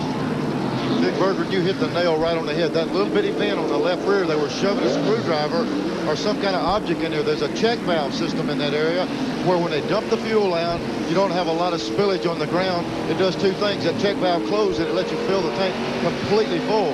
That check valve was closed, hung up, and he couldn't get it full the time before. And Dick Berger, when you get a chance, we'd like to know what that penalty was about on the car number 7. We may be getting a report right now. Too many men over the wall. 15-second penalty. Well, I tell you, that's a costly penalty, and it really at that particular time it didn't necessitate putting another guy there. Dick Trickle's helmet camera giving you a sense out of the Trop Arctic Pontiac of the beating you take on this 3/4 mile oval as you run 183 of the 400 laps in the Pontiac Excitement 400. He's running 23rd right now. We'll be back with more in a moment. Just a dozen or so laps to halfway. Ricky Rudd trying to streak toward that right guard halfway challenge bonus. Dale Earnhardt in second. Mark Martin running third in the Ford. Harry Gant, the Bandit, in fourth spot. And Rusty Wallace running in the 5th position. Last chance for you to dial into the 900 number and register for your half of the right guard halfway challenge. 95 cents per call. You must be 18 or over. And if you know who's leading at the halfway point and the right guard folks call you, you can win that new Pontiac Grand Prix SE. But you must register to win. So call in now. There's the 900 number. You've got, 10 laps. What's that, Ken and Neil? About 5 minutes to call in and register. Not the way they're clicking him off this afternoon. I mean, this is a record run, Mike. Over 112 mile an hour average. The old mark of 95.7, the way they're hauling right now, that's going to disappear. 191 now complete as we watch Ricky Rudd continuing to dominate here at the midpoint of the race. Rick Mast is back on the track, and so is Bill Elliott. And as amazing a statistic as the speed here today and the fact that we've had 16 lead changes is the fact that every single runner is still out here competing at halfway. There's Rusty Wallace in the number 2 car running in 4th place. Just as you say that, Ken, Elliott came out of the garage area, went back out. There comes the seeing the right frame up there. Mark Martin coming down pit road. He's running in 3rd place. And that puts Wallace up into 3rd. See what kind of stop it. Now watch this back and tell if the chassis stuff's going on. If it's just sticking tires on, you're okay. Gant's going to go up to a 4th, Neil, and Darrell Waltrip is going to be 5th now. Martin on the tail end of the lead lap. We now have only 6 cars running that lead lap. There we go, the chassis adjustment. Right on the left rear, the man cranking the ratchet right there. He was taking bite out of that car. The car was a little bit too tight. 194 complete. Will Ricky Rudd be $10,000 richer? I'd like to get down to his pits and see what they think about all of that. Waddell can buy him some roses instead of grow a few with the 10 grand here. No cars have fallen out. Only once has that happened in Winston Cup racing, 1959, when Bill Donahoe ran the track in Nashville, Tennessee. Again, that's just the quality of these cars. Boy, the stuff in these things are getting to where it's bulletproof. And, you know, used to we'd run a 500-mile race. You had to baby it along to make it go 500. We can run some 500-mile sprint races now and just turn them loose. Everybody's still running at halfway. And how is the number 5 running, Dr. Dick Berger? Well, let's ask the man who want to know, Waddell Wilson, how is your car running? Well, you know, right now Rick is happy with it, and we're not making any adjustments on it. And we're going to make a pit stop pretty quick, and he said to leave it alone. So I just hope that the day will keep on going like this. Well, leave it alone says a whole lot. That says this thing is running well. Waddell Wilson with a 5-star. Harry Gant running 4th is just pitting, car number 33, his 2nd time in. Now Brett Bodine is also pitting. Getting close here, 2 laps to halfway. Sterling Marlin pitting. Musgrave is on pit road. There you see young Brett Bodine for the Kenny Bernstein team. Larry McReynolds and that crew over, and they're really keeping track of the men over the wall. At the pit meeting this morning, they held up a photograph of the winner of last week with 8 guys over the wall and said, gentlemen, this won't happen again. Speaking of him, number 4 is just coming in. Here's Gant in and out. He did in 24 seconds. Coming around to halfway this time for Ricky Rudd. All holds together. And we're seeing every car do 4 tires. Used to would do 2 and 2 and 2. But the penalty is so severe now to come in that these guys are going to stick 4 on and get it out of the way on each stop. Well, we're at halfway. 200 laps are complete. And there's a guy, thanks to right guard, is $10,000 richer. I didn't get my call in on time. You didn't get your call in on time. You're keeping me too busy. Story of your life, Neil, huh? That's the way it goes. Only luck you've had is hard. Oh, man, it's been great. All of it's been great. You miss it? Don't you wish you had that? And I think everyone knows one of the great sadnesses of the start of the 91 campaign is that the word came down from the docks that Neil Bonnet couldn't cinch up again. Yeah, you know, it's kind of mixed emotions. I enjoy sitting up here with you, but I'd leave you in just about 2 seconds. You'll get one of those Wendy's. And we'd give anything to see you out there. But I'm going to listen to them. I never have. I'm listening this time. You never listen to the doctors? Well, good thing to listen to after the hard blow you took that last race. Got beat up pretty good. Let's go down to the pit center. Mike Joy at the STP pit center.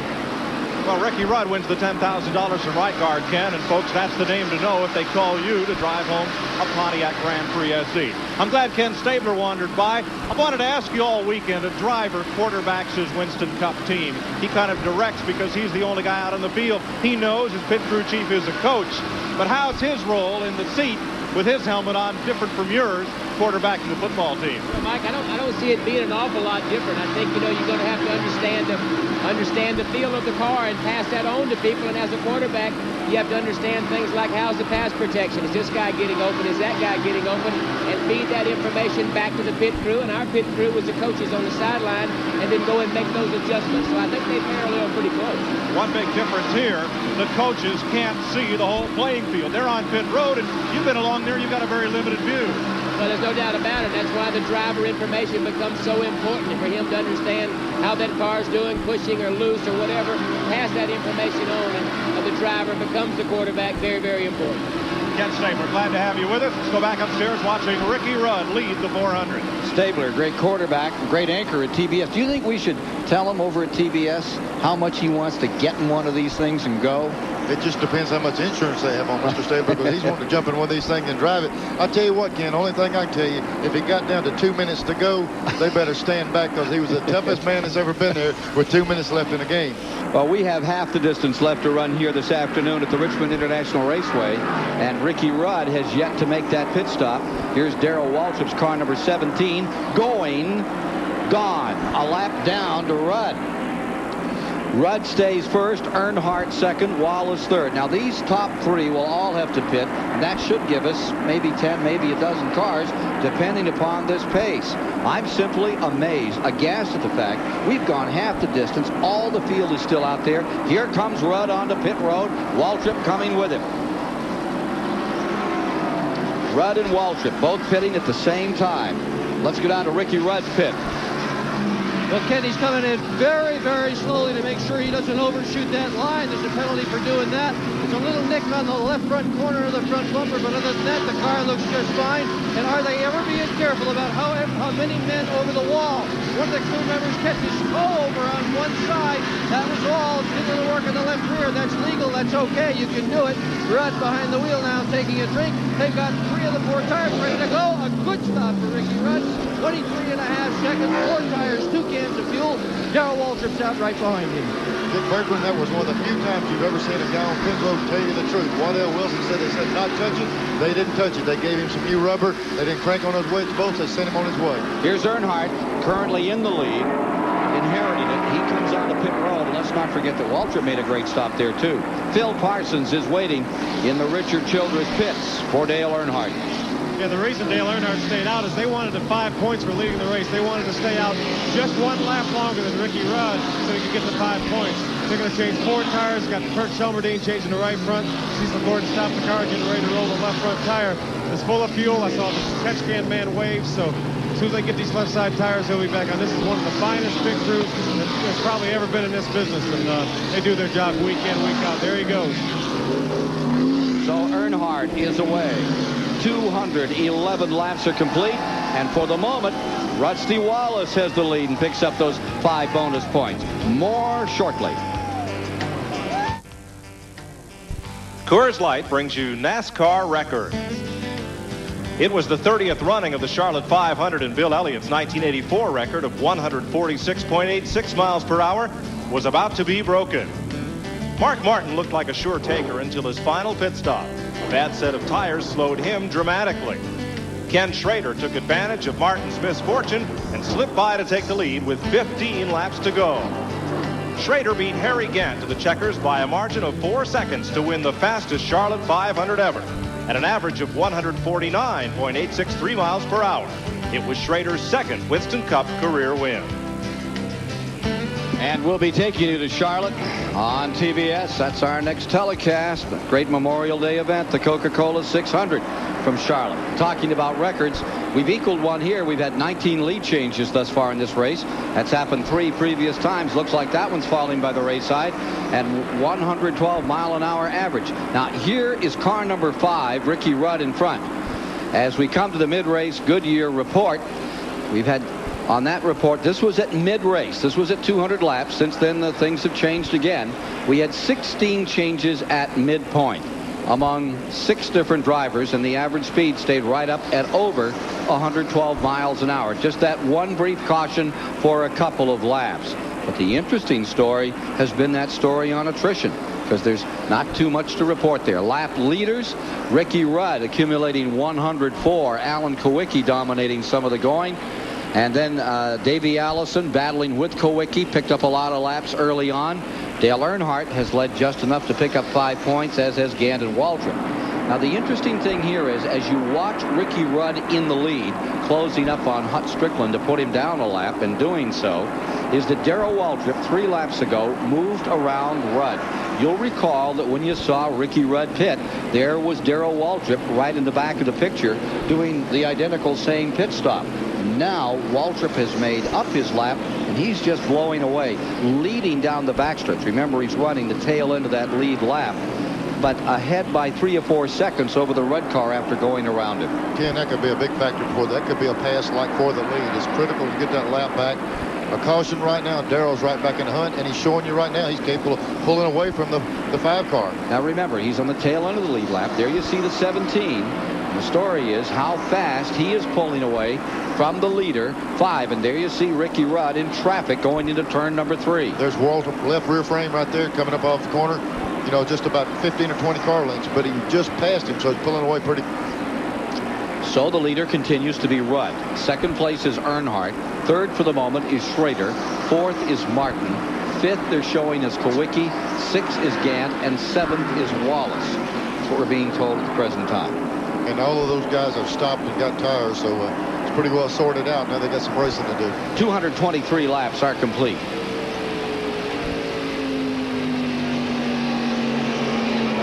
Dick Trickle from the Trop Arctic Pontiac car giving us these pictures. Dick Trickle's down in 23rd position in car number 66, wheeling right on the inside and giving us this picture of Hut Strickland's number 12 as he stays just up on car number 5, Ricky Rudd, down the main straightaway. Trying to get a lap back here. He's making a pretty strong move on Rudd. I guess the question is, what's the story on Ricky Rudd? We need to get someone down into his pit area and find out how things are going. Let's go to Dick Bergman. Well, Ernie Irvan is in the pit right now, and they're working in the area of the alternator of the car, Ken. They're also in the process of trying to get into the back end of the car to change the battery. And you're right, Neil Bonnet, these batteries are really buried here. So here they are in the green flag lap. Daytona 500 champions, all jacked up, changing a battery. Ernie Irvan going down laps as this pit stop transpires. Dick, they put that battery in there for safety reasons. It's inside of a steel cage where if you were in a high-impact accident, you wouldn't set the fuel cell on fire. So the battery's hidden on purpose, but you pay a severe price when you have to correct it. One reason that battery's got to be so, everybody says, well, why don't you turn the rear end pumps off? These ignition system in these cars pull like 66,000 volts. If that battery's not at full capacity, the motor won't turn these high RPMs. You might as well stop and fix it because the thing, it'll lean the motor down. The ignition system will go bad. It'll burn the pistons out of the car. You've got to fix it, and you got to pay the price. Closing in on the leader comes Earnhardt. That Rudd car is not as fast as before it pitted. There you see the 5, and there you see Earnhardt closing down 1 3/10 seconds between first and second place. 228 laps are down. Earnhardt motors in another time. Ricky Rudd has had very good finishes here in the past few years. Remember that he won this race back in 1984. I believe he had a 3rd place here last year and 4th the year before that. So he's used to running up in front on this racetrack. But right now he's beginning to once again feel some pressure from car number 3. And definitely closing there is Earnhardt. Now Earnhardt has to face some traffic. And, of course, that's what he seems to like best. Yep. Rudd was held up in that traffic for a while. Here's Trickle's car falling up off the corner right behind Rudd. Get some good shots out of his race car. That's that head cam they're using on his helmet. Some pretty dramatic stuff as you bounce and shudder your way around this 3/4-mile track where TBS's live coverage is coming from today. Whoops. That's a look in the mirror. You're looking to see who's coming. Just take a quick glance up in that mirror. That's a big wide angle. You can see from bumper to bumper on the rear of your car. He knows there's upcoming traffic. He's paying attention to it.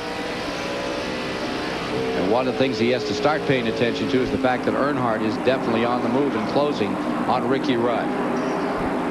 Earnhardt to the bottom of the racetrack in the black number 3.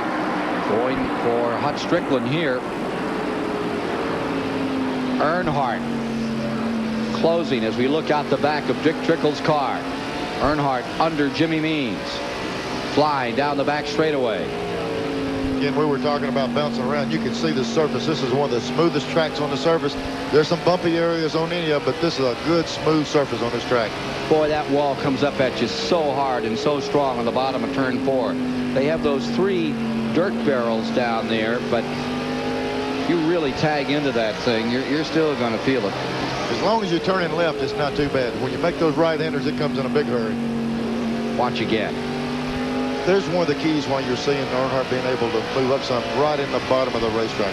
They've got the car working good at the bottom. Rudd's worked good out there all day long. Some of the people are starting to gain on him a little bit now. 233 laps down. Let's review for you those cars in that lead lap. Rudd first, Earnhardt second, Martin third, Kulwicki fourth, Wallace is fifth, Gant is in sixth, Waltrip is in seventh, and then a lap down, it is Brett Bodine in eighth, with Marlin in ninth, Kyle Petty in 10th, Shepard is 11th, Davey Allison 12th, then in 13th is Brett Bodine and Richard Petty in 14th. They're all being shown as a lap down to those 7 cars in the lead lap. That was a good move on Trickle's part. He moved the outside, gave the inside lane to the guy. They give the pullover flag. He acknowledged it, moved over the outside, let him in. They'll let him race for the lead. Down to Ricky Rudd's pit. Waddell Wilson, you got that black car closing in on you. Can you do anything with him? Well, Ricky just called in and said that this set of tires was not quite as good as the last set. But when the tires are new, the car's a little bit tight. Then about 30 laps, they come around pretty good. I'm just hoping that's what'll happen this time. But Dale, you know, he's awful tough anywhere we go. How hard will Ricky race him when he closes? Well, we still have to go to 310 laps before we make another stop, so he's wanting to run as conservative as he can on the tires so they'll be in good shape. They're going to try to save the tires. They want to win this thing, not just stay ahead of Earnhardt. Chevrolet's running 1 and 2. Ford's running 3 and 4. And Pontiac in 5th. We've got a car in the wall up in turn number 2. Looks like Jimmy Spencer has found the outside wall in the Travis Carter car. Here he comes crawling down off that corner. Floundering, the car number 98 up against the wall, right front towed out bad, was running 19th when he socked the wall. Well, this is going to be the first time we'll see if everybody's afraid to touch pit road. Well, there's been that confusion. We'll just have to see if these guys can decide what to do now. So, strategy, procedure, caution flag is out. Doyle Ford puts it down. The car in trouble is on pit road. Jimmy Spencer out of Berwick, Pennsylvania. Sure looks empty to me. Well, usually when we see a caution, it looks like mass confusion, and I'm not so sure it's not going to stay that way. Well, the pace car is coming around now to bring anyone in that wants to come in. Let's see what happens. There you see Ramo Stott driving the pace car that is on pit road. Elmo Langley driving the pace car that stays out with the lead cars. And the first man in is Dick Trickle. Also in is Jimmy Means. Not key players to win this race. 2 cars on pit road. Oh, here comes some more. Guys out back are going to take the opportunity. Among them, Bill Elliott. Harry Gant comes in. Gant, one of the serious players. He's on the tail end of that lead lap. And also in his car, number 20. That's Bobby Hillin. Here's Phil Parsons. Yeah, I really thought Alan Kowicki would take advantage of this caution flag. You know, he had to come in on about lap 170. So he's out of sync with the rest of the field. Now, I don't understand why he did not come in that time. Because this way he can come in, top off with fuel, and then he can go on to lap 310, 300, enough so he can go the rest of the way on one more stop. But maybe he doesn't feel like his tires will go that far. If he has to go to lap 300, that's 130 laps on the tires. Maybe he doesn't feel that they'll go that far. Well, Phil, the pace car is coming in again, and let's see if car number 7 does come on pit road. Remember, he's 4th overall. Rudd, Earnhardt, Martin, Kowicki, Wallace, Gant, Waltrip. The car's in that lead lap. Marlin comes in. Kyle Petty comes in. Jeff Bodine coming in. Well, he's not going to top the tank. You think he'll wait, take a green, change some tires, and get some fuel at that time? In that lead lap, there you see Sterling Marlin. Here you see Kyle Petty. And now, until we had this caution, at 2:38, the average speed for the race was 111.9 miles per hour, which is scampering right along out here. They're well over the mark of 95.7, which is the overall record for this new 3/4 mile oval that Paul Sawyer has spent millions to develop, and the crowd just loves. What a great track to watch them racing. I'll tell you, some of the best race game fans in the country that come there. You know, we have a lot of cool weather, snow last year, cold yesterday. These people just keep coming to the races. Pace car is in again, and Kowicki stays out. More to come from Richmond with 240 laps complete shortly. Getting ready to go racing in one lap, and let's go down to Mike Joy with a Goodyear Motor Week racing update. Ken, the World of Outlaws began their 1991 season at Yuma, Arizona this weekend, and defending champion Steve Kinser put on quite a show. Kinser on the outside of row 1 blasted past pole sitter Stevie Smith at the start and led all 30 laps on his way to the win. No one could get close as Kinser gave everyone a lesson in sprint car driving. Steve takes home $5,000 for the victory. Stevie Smith finishes second. Dave Blaney was third. Last night, Kinser won again at Yuma. It's going to be a long season for anyone trying to beat Steve Kinser on the World of Outlaw circuits this year. And that's our Goodyear Racing update. Thank you, Mike. 244 laps now complete. Coming down to take green. Rudd in first, Earnhardt second, Martin third, Kowicki fourth, Wallace fifth, Gant sixth, Waltrip back in the lead lap in seventh as the skirmish begins once again for first place. Seeing that lap car on the inside, Hut Strickland moved right back up there trying to take some space back and not able to do so. As Earnhardt warms to the occasion. Whoa, Kyle Petty out of control, slaps the inside wall. No caution this time by car number 42, trying to get fired up just down at the bottom of turn number 3. Leaders coming around. Rudd in first, Earnhardt in second. Kyle rolling back out. Yellow is on. Caution is on for Kyle Petty as he slips the lap down. Field rolling by him. Third caution of the day. That caution at 2:47. Not a lot of damage on the right side of the car. We don't know what the left side looks like yet. Dick Berggren has this report. Well, Kyle Petty's just rolling in now. I don't see a lot of damage on the left side. He's obviously got the whole thing. Now we've got a yellow flag here, and he's preparing to change tires. He's going to change 4 of them, by the way. They're going at it so far, at least.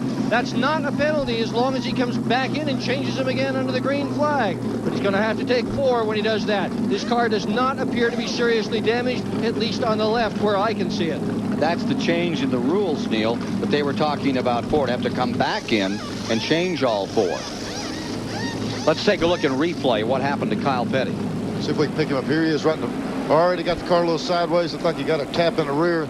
Car's wiggling out of control, headed for the inside. really making a run at this wall. I'm surprised there's no more damage than it is. Just barely, well, hit the left front. That could possibly get the toe in on the car, but from the angle he was coming, he's lucky he didn't hit any harder than that. I think we should get this one going in a hurry.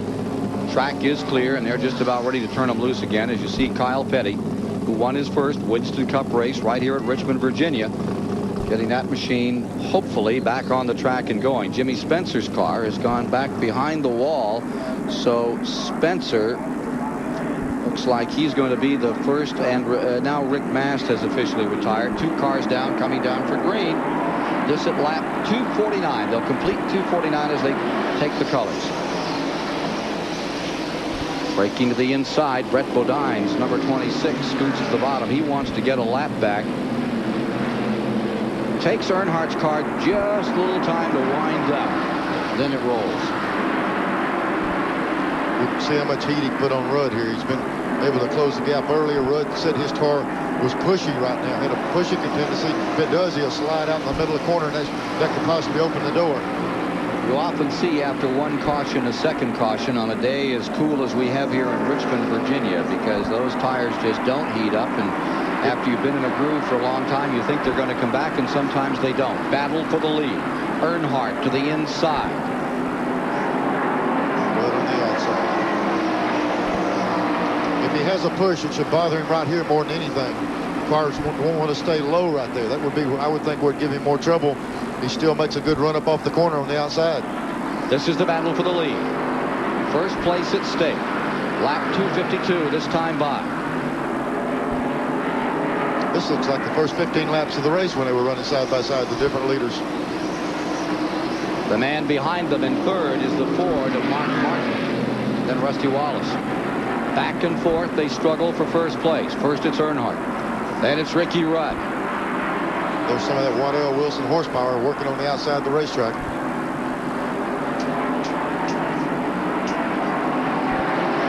Looks like the lead changes continue. That is the 20th lead change right there, and that is a new record. The record has been tied at 19 on 3 occasions. And with this battle continuing up in front, have a new record for lead changes here in the Pontiac Excitement 400. Now notice that Hut Strickland and Brett Bodine, both running a lap down, are hanging right in there. They'd love to get these guys fixing it up, let them use the cars up a little bit, and be able to get a lap back, get back in contention. A little bump from the rear, trying to shove everybody on down the way here. Earnhardt cleared him now. I'll say that. Rudd drives up on the outside. Ricky's car is working exceptional on the outside of the racetrack. Dale Earnhardt gets a little bit of breathing room, about half a car length. Dale, what's it going to take to win this race? Well, with this new pit rule, it's just going to wait and see what happens. It's a strategy that you have to play as the race goes, and it's not something that you really plan out. You just try to get the car working the best you can and go consistent as you can. That's all we're going to do. All he's doing is leading right now at lap 256. 400 the distance. A record for lead changes, maybe a record for the race before this one's over, pending the caution flag. And it's staying in the rack. Hut Strickland's number 12 down the bottom of the track. He's running 14th, 2 laps down. In 9th spot right now is the car running a lap down to those leaders is Morgan Shepherd. Rusty Wallace has moved himself right up there in contention behind Ricky Rudd. He's running third and put some heat on Rudd.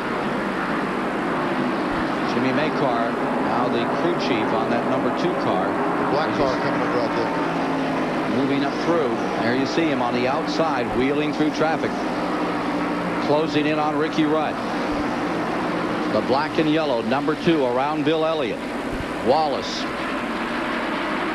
to within 4 car lengths. Ever closer.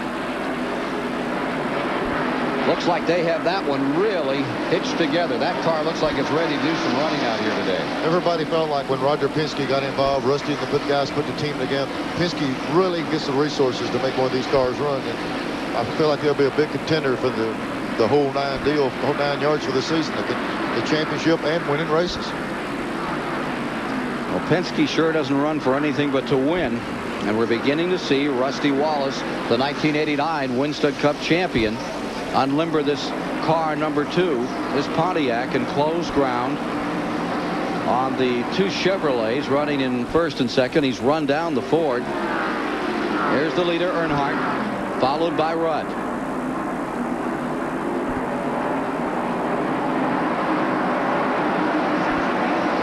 Earnhardt just seems to wear them down as the afternoon goes on. Got trouble up in turn number 4.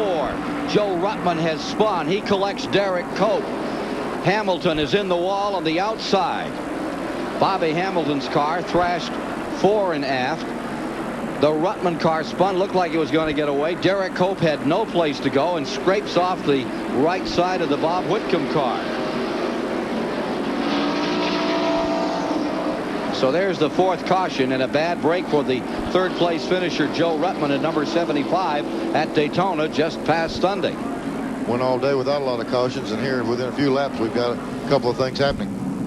Hamilton, number 68, won a Grand National race here a couple of seasons back. Moving up with a brand new team, trying to make a good showing today. In trouble and dragging back this one. That could be terminal, Ken. That fuel cell area, just simply because the fuel cell is located in an area where he has to fuel it. It'd be hard to fix that. Well, how about another look at what happened up here at turn number 4 in lap 261. Here there, we're looking over going in 3, coming off 4 turn here. When they pick it up, Bobby Hamilton's already on the outside. That's Joe Ruttman spinning around. He backs into Derek Cope.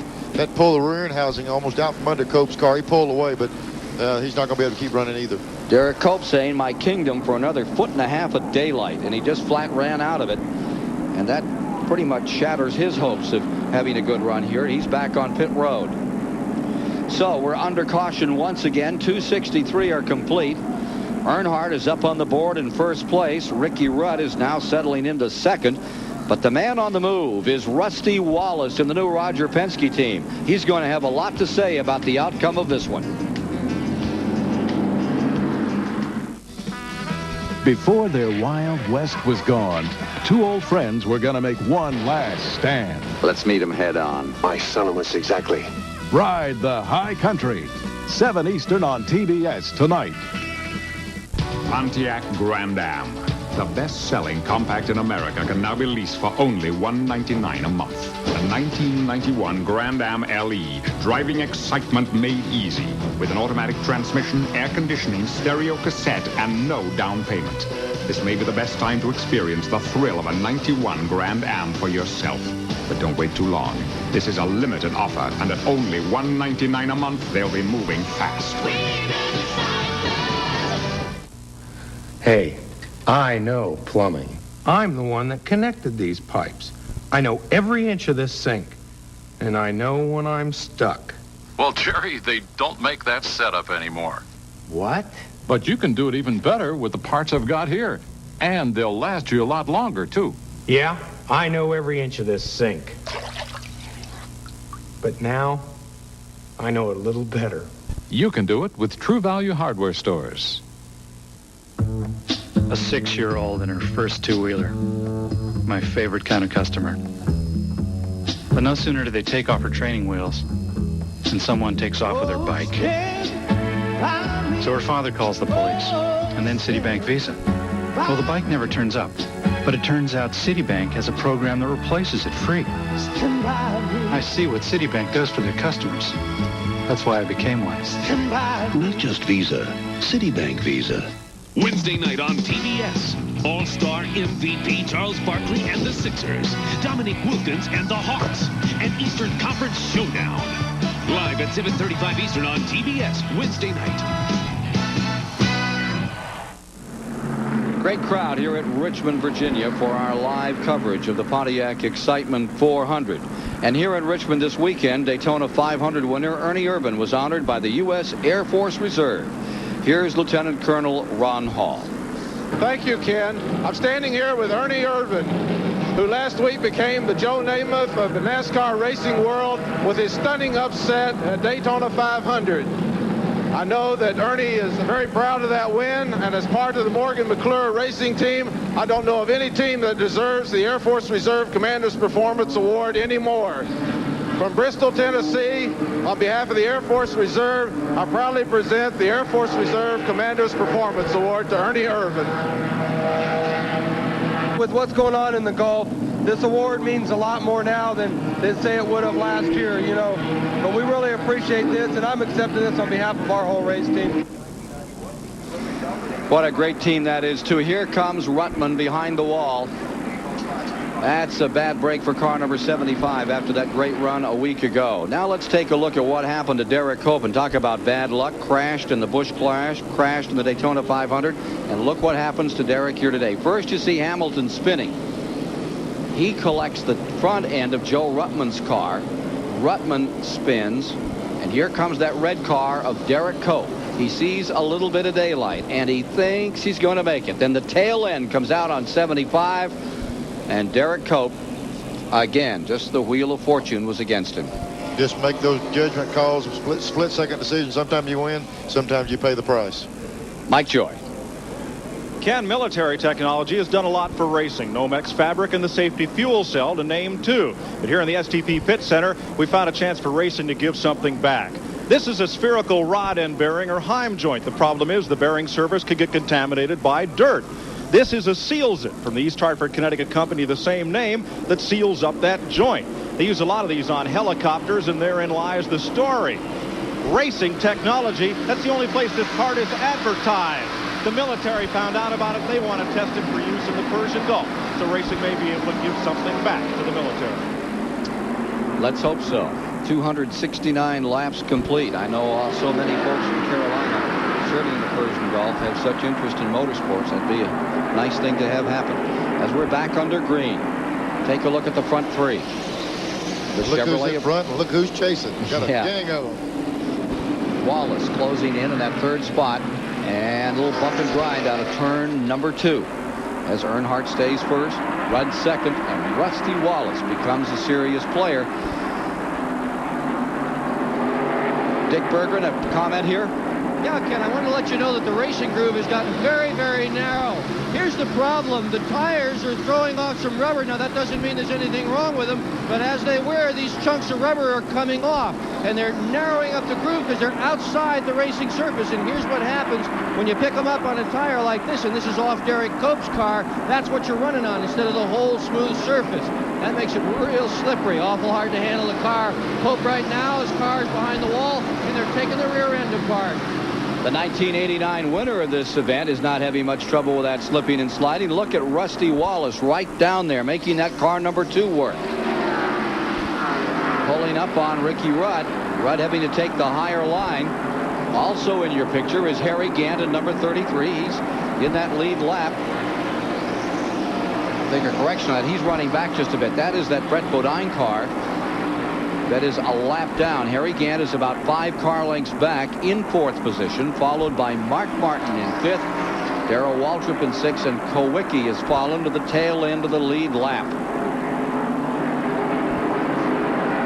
For second place, Rusty Wallace. A year ago, he found himself 6th in this event. Now he sees that hole open just a bit more. But Rudd runs well out there, Neil. He likes to hang it out there. One car scraping the outside wall out of turn 2. It looks like Dale Jarrett in trouble, but continuing in car number 21.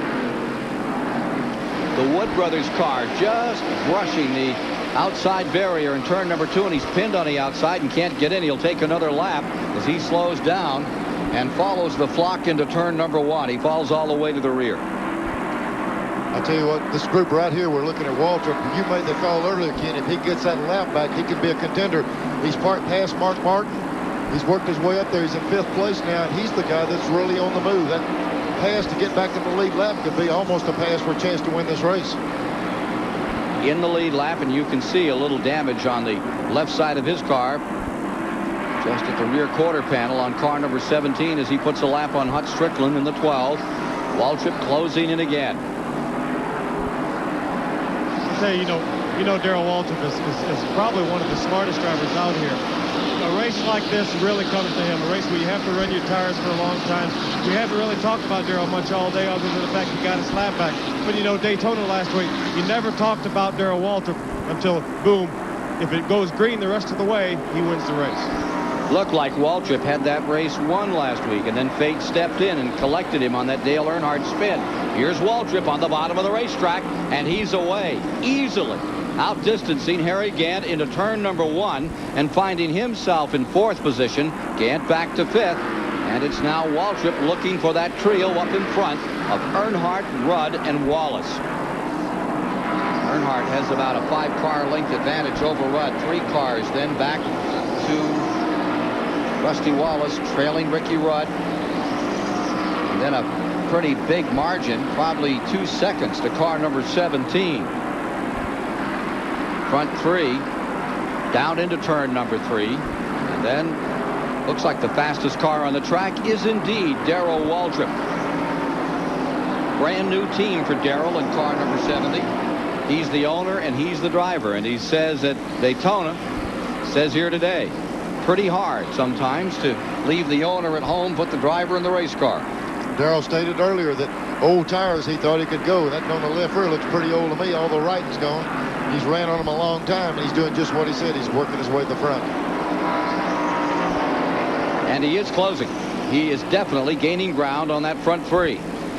Here's Bill Elliott's car number 9. Hard day for Bill Elliott, running many laps down if you're just joining us. He was in for 8 laps at one time. Rear end problem on that car. Bobby Hamilton has returned to the race after that fracas. Not getting back in is Joe Ruttman. Kyle Petty has stopped after his problems. Car number 42. But he has now come back on the track. Kyle is back out, but Ruttman looks like that could be a big problem for him. Yeah, it looked like Kyle's car knocked the toe in out. It took quite a while to get it reset. And they got him back on the track. The front 3 have about, and we'll check that time between the 3rd place car and 4th and give you a real indication of how much time Darrell Waltrip has to make up. As the 5th place car, Harry Gant, falls back from Darrell Waltrip. The interval is 2.9 that Darrell Waltrip has to make up, and there are 283 laps complete. 283 complete. And for the moment, the race is stabilizing, and Ruttman, tail end, bobtail car number 75 is going to come back on the track. The factories go to all these trouble to make fastbacks, and we can make notchbacks out of them in a hurry, chop them all short. Here's Joe Ruttman's car coming out. Made a compact out of that one. The thing they're going to have to worry about is the fuel cell hanging real low with the frame structure holding it up. Maybe it won't drag the track. The Pontiac Trop Arctic car giving us these pictures. Car number 66. As we're down towards 300 laps complete, 3/4 of the distance, riding with Dick Trickle back in 20th spot in car number 66, down across the start-finish line and into turn number 1. So as Dick Trickle continues to run a very long and hard afternoon for him, not up to the pace, it's Earnhardt, Rudd, Wallace, Waltrip's race to win here at Richmond.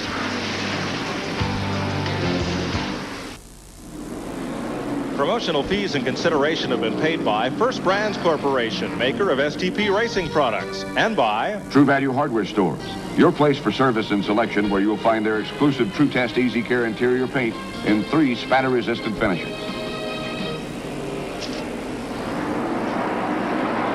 Back in Richmond, Virginia, 292 laps are now complete. Pit stops again, the order of the day under green. Just saw Jeff Bodine come in. Here's your leader, Dale Earnhardt, number 3, stays out in front, seeking win number 49. But there's a new 2nd place driver after a 13-year hiatus. Roger Penske's team is back with Rusty Wallace in control, and here he is up to 2nd place. He's just motored around Ricky Rudd. Penske changed from the number 16 to 2 back in '76. Did not win a single race with that number 2. See what happens now. Last person to win a race with number 2. How about Tim Richmond back in Riverside, early 80s. And I'll tell you what, that team of Rusty Wallace, it's a new team with Roger Penske, but it's a well-established team. most of them from Raymond Beagle's organization that won the championship. So they're really looking forward to having a good year. Here you see Earnhardt diving, ducking in between cars. Now there's Morgan Shepherd as the field stabilizes from, let's look a little further back. That's the battle for 9th spot. And there you see Sterling Marlin, who we haven't seen much of. Didn't see too much of him last week at Daytona. But remember that Sterling Marlin drove the 22 to 2nd place in his first ride in a Ford for Junior Johnson. And right beside him, the 15 car, which is Morgan Shepherd. That battle for 9th is a good one all the way around the racetrack.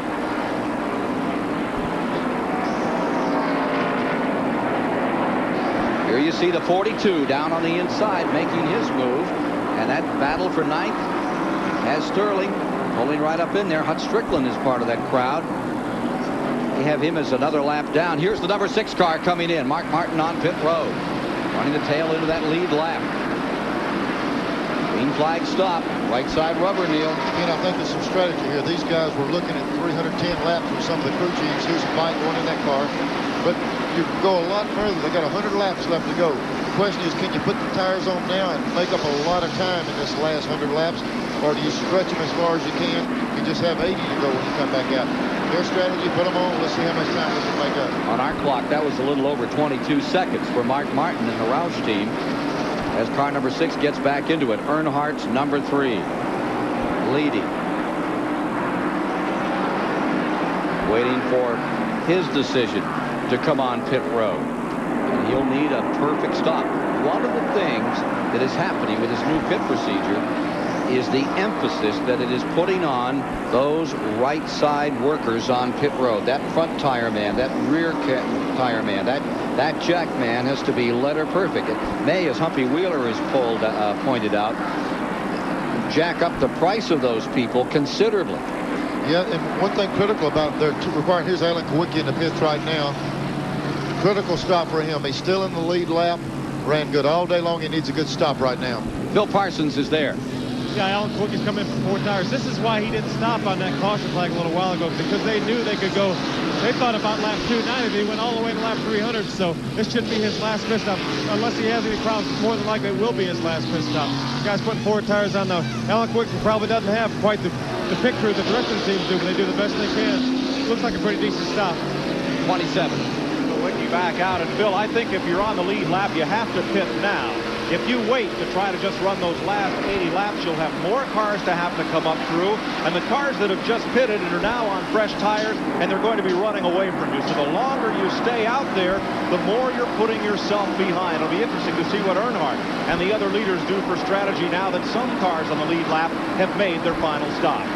Mike Joy, you're exactly right. We just saw Mark Martin pit early, put 4 tires on. He's coming up right behind Earnhardt right now on those fresh tires, and he's eating him alive because Earnhardt's on old tires. This thing of getting those tires, getting on back up there in the lead lap, he's really making a strong move right now. There's Mark Martin. If he can get around Earnhardt, he's back in the same lap, and he's already got the tires changed and ready to go the distance. This happening at lap 303. Martin, they say, lost 2 laps, so this is 1 back. This is 1 lap back, Neil. And it leaves Dale having to stop, so he'll go back the same amount of time, so she'll put him back an equal distance on the racetrack. So easy to go 2 laps down here at Richmond. As matters stand, Earnhardt is first as you take a look at the complete standings through the field. Wallace second, Rudd third, Waltrip fourth, Gant fifth. 5 cars now showing in that lead lap. 4 tire stop. The guys just put 1 can of fuel in. 100 laps go. They don't need to load that thing down any more weight than they have to. As you see the field meandering around, there's that 75 car running all battered, and the 3 putting a lap on him, Dale Earnhardt. Darrell Waltrip had some interesting comments, Neil, about the tires here and the tire strategy. Do you think worn tires are responsible for crashes like we had in the Daytona 500 is the question, Darrell Waltrip? I think I'm correct when I say this. The media and the fans complain bitterly about restrictor plates at Daytona and Talladega. I have yet to this, and how dangerous it made racing, and how we all run together, and how we all wreck because we can't pass. I have yet read or heard or seen anywhere where some media person, some fan said that the reason things were the way they were at Daytona is because of restrictor plates. Now it's because of the tires. Who knows what'll be next?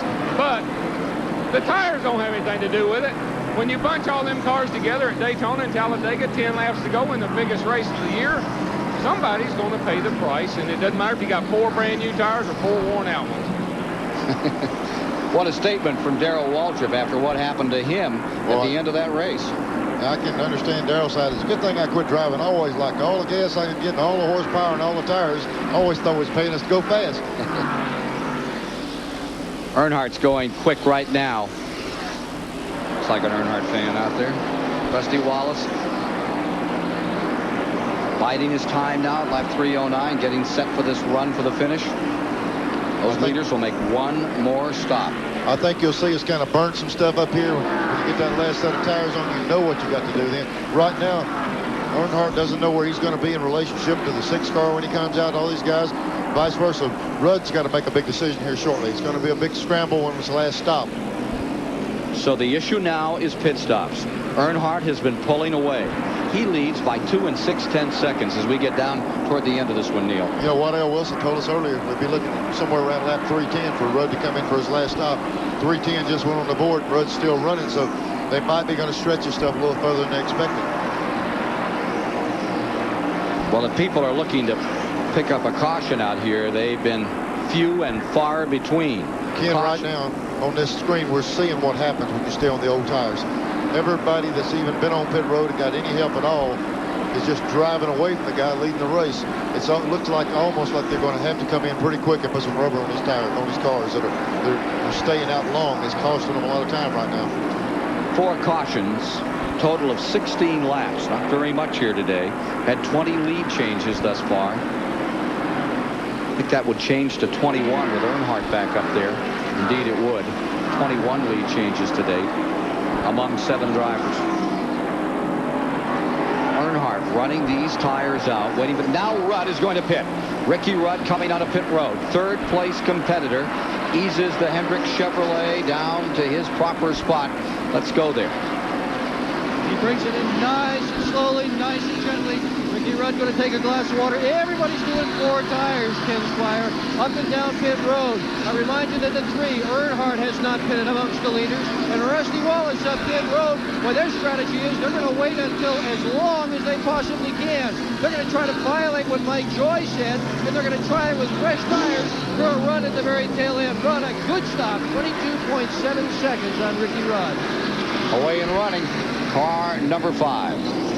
I guess their theory there, Ken, is to have the best rubber on at the end, but boy, it's tough to sit and watch everybody pulling away from you. And right now, we're still in the infancy of this new rule. Everybody's still playing in the games and trying to figure what to do next. And you're going to look like a hero if you make the right call. If not, when this race is over, everybody's going to say, why didn't I do this or do that? The emphasis was all on this odd and even after the cautions. Nobody's used it. You can forget about it. Nobody's attempted it out here today.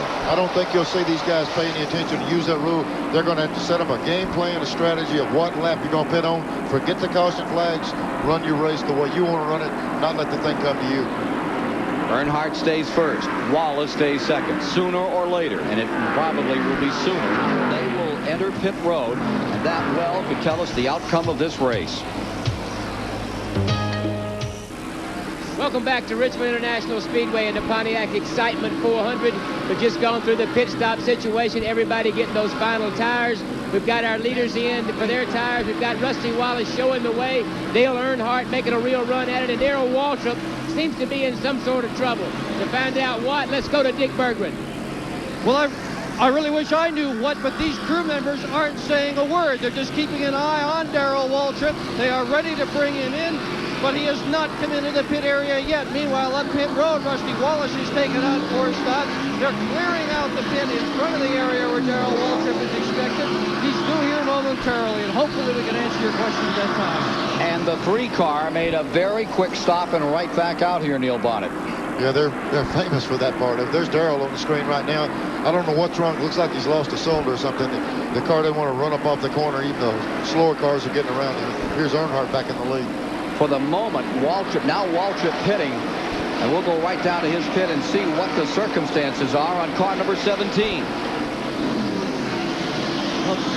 Darrell Waltrip is in right now. They're planning to take 2 tires and 2 tires only.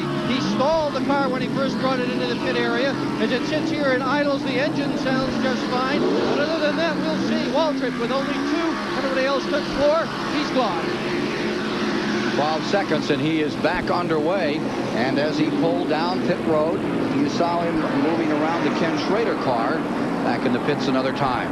Earnhardt then is first. After these pit stops, Rudd is second. We have Martin in third, Wallace in fourth, and those are the cars we have in the lead lap with 326 laps complete. Now let's get a Goodyear Motor Week racing update from Mike Joy. Ken, in yesterday's Grand National race here at Richmond, Harry Gant picked up his first win of the 1991 season. Gant, Davey Allison, and Dale Earnhardt were all strong contenders in the 200-lapper, while the going was rough for those racing in the middle of the pack.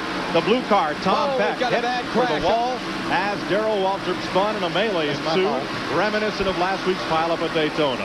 Earnhardt, who won the Goodies 300 a week ago, couldn't hold off Gant late in the race as Harry dove low for the lead. Gant was no match for Earnhardt after that and drove away to a big lead, winning his first race of the season comfortably. While Harry was beginning the victory celebration, Earnhardt had his hands full with a strong, young, and impressive Kenny Wallace. Dale edges the kid at the line for second place honors, while Gant picked up $12,000 for the win as his car overheated in the final laps of that event.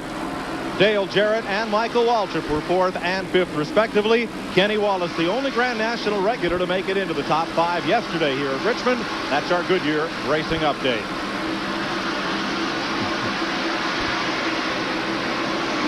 .328 laps are now complete. Earnhardt is sailing 3 7/10 seconds ahead of Ricky Rudd, and his tires are 9 laps fresher than Rudd's right now. We're at lap 328. Neil Bonnet, you're going to give me a heart attack. Well, Ken, we were watching that replay from yesterday's race. Gosh, I thought you. Well, I wanted to show you where we're having a big wreck. I'm just, I got hit in the head. I'm just one day behind. So. The 17 car, which is identical to the car that Waltrip ran to the Grand National race a day ago. Something is still amiss on that car. It isn't running well. It's falling back. Now, latest report.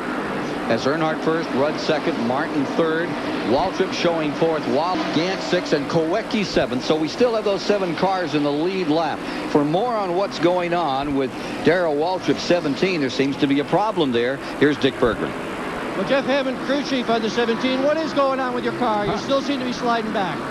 Well, what's wrong is, Dick, we got hit a little earlier, one of the caution flags. It seemed like it may have knocked the rear, maybe a little bit out of kilter, but it kind of messed up our left side tires. So we elected, because we were losing track position, to put on just 2 and hopefully get a caution and maybe get a chance to do something else in the car. I hate to lose a handle on this late in the race, but the car's been running good all day. Maybe we'll get a break here. We've got a couple ones early on, and the car's been running real well. Just have to wait and see how everything comes out. Dale and Rusty and one other car, has got us beat right now because of tires, but you never know. We still got a long ways to go. That's the strategy on car 17. Well, that's the story on 17, which looks better than it did a little earlier. He finally is back in the groove and running again after a little problem on the back end of car number 17 set him down and brought him in for some additional work. Now, the situation on the racetrack has car number 3, Earnhardt, just riding away better than 3 seconds over Ricky Rudd in second, Mark Martin in third. So it's Chevy, Ford, and Pontiac in the front 4. Then Darrell Waltrip Chevy, followed by Harry Gant. And that interval between first and second, Neil Bonnet, just grows. It's now 4 4/10 seconds. Yeah, and I was wondering also, Waddell Wilson said they had a bad set of tires on.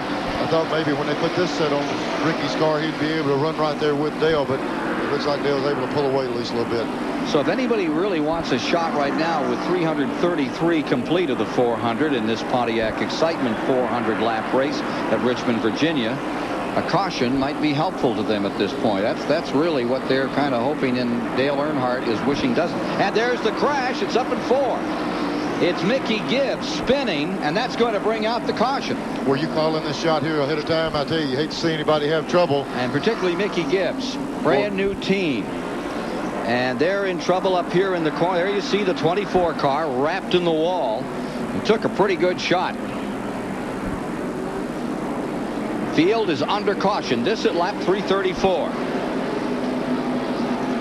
Well, I just about bet you they won't anybody come on pit road. These guys are through with the service. All they're going to do is try to get them the best restart position they can for this restart and run to the end. Yeah, you've got the fuel you want. You might as well let the tank run out on that. You can't change tires, so those 7 cars in the lead lap are pretty much committed to staying there and fight this one out, see if anybody can make a run on Dale Earnhardt.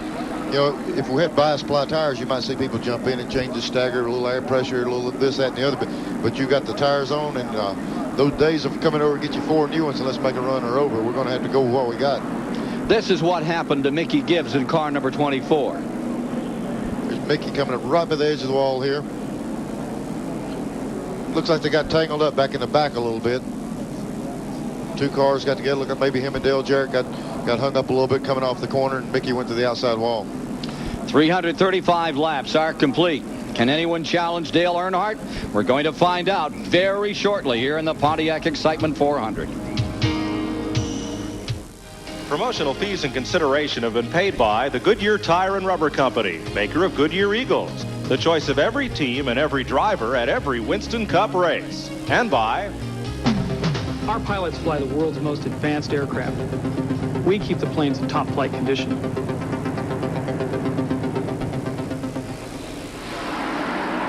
Dale Earnhardt leads Ricky Rudd and Rusty Wallace as we're back under green here at Richmond in the closing laps of the 400. Sandra Combast is going to be blasting around Luce, Florida in her new Pontiac Grand Prix SE. She knew Ricky Rudd was leading at the halfway point in the right guard challenge. They're already accepting entries for the next race's challenge, so you can call in. Each call costs 95 cents and register your name and phone number. Let's go back topside to Ken Squire and Neil Bonnet. Congratulations to the lady. Now, who's picked Earnhardt to win this race? Or who, for that matter, has picked Ricky Rudd, Rusty Wallace, Darrell Waltrip? Among those leaders, Mark Martin, Harry Gant, Alan Kowicki, all in that lead lap as we get down to 343 of 400 complete. And here's Sterling Marlin trying to get the lap back, and the car seems exceptionally strong right now. He's making some strong moves on Dale to get by and get a lap back right now. And he is only 1 lap back in 8th position. Sterling Marlin sticks that number 22, second place finisher, in his first time out with Junior Johnson a week ago. And look who's coming along. Ricky Rudd is there, and Wallace. 3, 5, and 2. Those are the numbers today that might take you home in the Quinella that we're running at Richmond.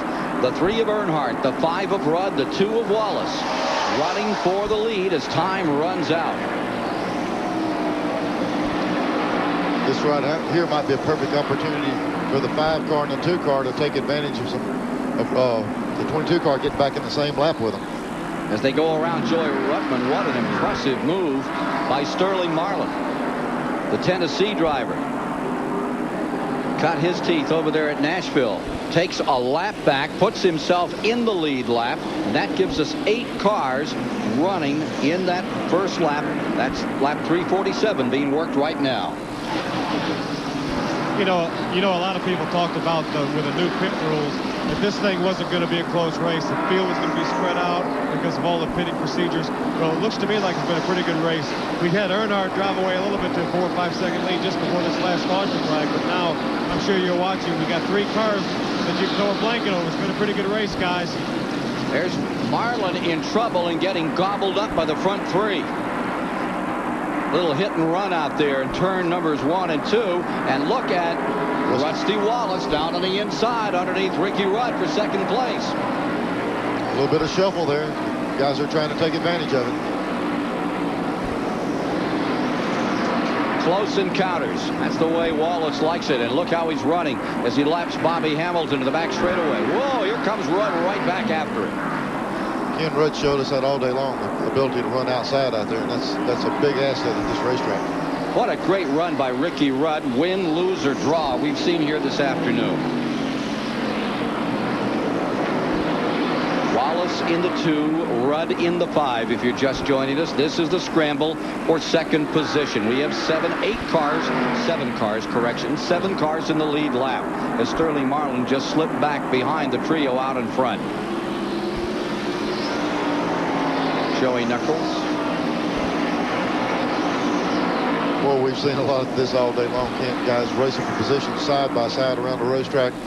It's good to have a facility that can do that. 60 feet wide all the way around. There's plenty of room to race here at Richmond. This great new facility that's been constructed. And hey, the word is that the next event here will be a Saturday night event at Richmond. Always have been on Sunday. Over $150,000 worth of lights will be installed when we come here in September. Saturday night. Old-time racing, Bonnet, just like when you started. Man, that's where it came from. Running them on Friday and Saturday and fixing them on the middle of the week and go out and tear them up on the weekend. So we're getting ready to go racing at nighttime up here.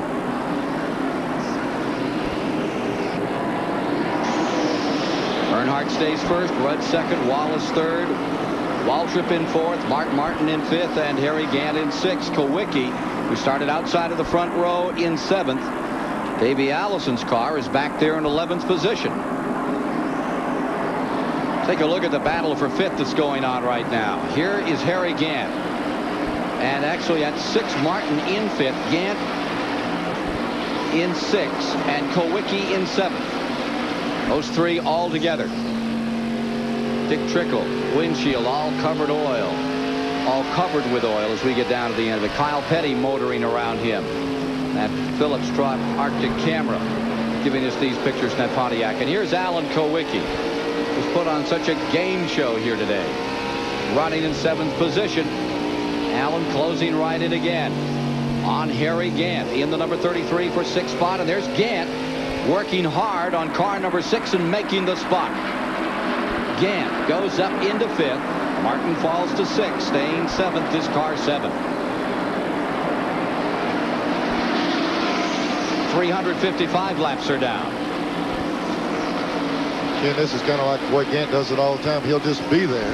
And everybody says, well, there's that little green 33. And then when it gets time for the checkered flag, he really starts to hustle in that race car. And he's moving up in the pack right now. Rusty Wallace trying to gun down Ricky Rudd for second place. Rusty, are you concerned about tire wear on this relatively new asphalt? I think it's had enough time to season right now. The tires have. I don't think the pavement will tear up, and I don't think the tires are going to tear up. Although I think the tires will wear real bad. I think they'll get right on down to the cords. But I thought they were going to get down to cords at Daytona, and it looks like you could almost run 3/4 of the Daytona 500 on the same set of tires. So it's just a deal where I'm just going to have to try and find out. I know one thing, the car's going to have to be really close when the race starts. Cars were really close at the start, huh, Neil? Yeah, they were close like this. We've got Phil Parsons in the pit for something there. Yeah, you know, not only talking about what Rusty Wallace said about the tires wearing, I've looked at a lot of tires that have come off these cars, and they've run anywhere from 90 to 110 or 15 laps. I haven't seen any of the tires wear to the cords like people were talking about. I saw some yesterday from off a Winston Cup car for practice. I haven't seen any of that. Not only that, from my vantage point, I haven't seen a flat tire today. It could have been on the other side of pit road, but as far as I'm concerned, I have not seen a flat tire today, Neil, and that's pretty unusual. You're right. You know, Goodyear's done a good job with this particular tire for this track. The struggle continues. Here it is, the 2-car down to the bottom. The Pontiac, the Chevrolet up high. Wallace versus Rudd. And they both have their game face on. They're running these cars right to the ground as they know the time is running out. Next time by, 30 laps to go to decide it all. $500,000 Pontiac Excitement 400 here at Richmond, building towards the finish. And Earnhardt building towards another victory, his 49th. Yeah, and I tell you, you think year after year, you say, well, you come in and somebody will be on top of it. That black car has stayed on top of it. Childress' crew's really done a great job, and I know the people like to see somebody up there mix it up with him. One day ago, his younger brother, Kenny Wallace, ran 30 laps. That was yesterday in the Grand National, side by side with Earnhardt. They put on a tremendous race around this place. Here they continue. Rusty battling Ricky Rudd right now, and working on the bottom. Has the advantage, but out of 2, Rudd knocks him down another time. We've talked about that all day long. Waddell Wilson's motor, when Rudd gets that thing lined up straight, it jumps down that straightaway. 23 lead changes among 7 drivers. That's a record. 19 the previous record. As this battle continues to unfold with Dale Earnhardt again in command. Coors Light brings you NASCAR Records. It was the inaugural race at the new improved Richmond International Raceway. And for its debut, Davey Allison in the Robert Yates-owned Ford Thunderbird sat in the hot seat all weekend. His qualifying run of 122.850 miles per hour gave him the pole and the track's first record. On race day, he led the most laps, including the last 53. Davey held off Dale Earnhardt by 3.3 seconds and set a track record with an average of 95.770 miles per hour, a record that still holds today. Getting down to the finish here at Richmond International Raceway with Dale Earnhardt out in front. Running in second, Ricky Rudd. Maintaining third is Rusty Wallace. Harry Gant holds fourth. And Alan Kowicki, independent, sponsorless car, maintains the fifth position. Running in sixth is Darrell Waltrip. He's falling back. And Mark Martin ends the lead lap in seventh position. Morgan Shepherd is eighth. Brett Bodine ninth, Jeff Bodine 10th. Davey Allison, who started on the pole, is in 11th. And now 2 laps down is Sterling Marlin. Riding with Alan Kowicki, who's had just an incredible run here today. He's led much of this race, if you're just joining us. He battled in the early going, wheel to wheel with Allison. He's taken everybody on. He had one pit stop that was costly. He fights his way right back into this, but he has really put on a show. This is the man that's leading the race and continuing to build a big advantage. Give you an idea of how much over the number 5 of Ricky Rudd in second. And there you see Rusty Wallace trying to win after a 13-year absence from stock car racing for Roger Penske's team.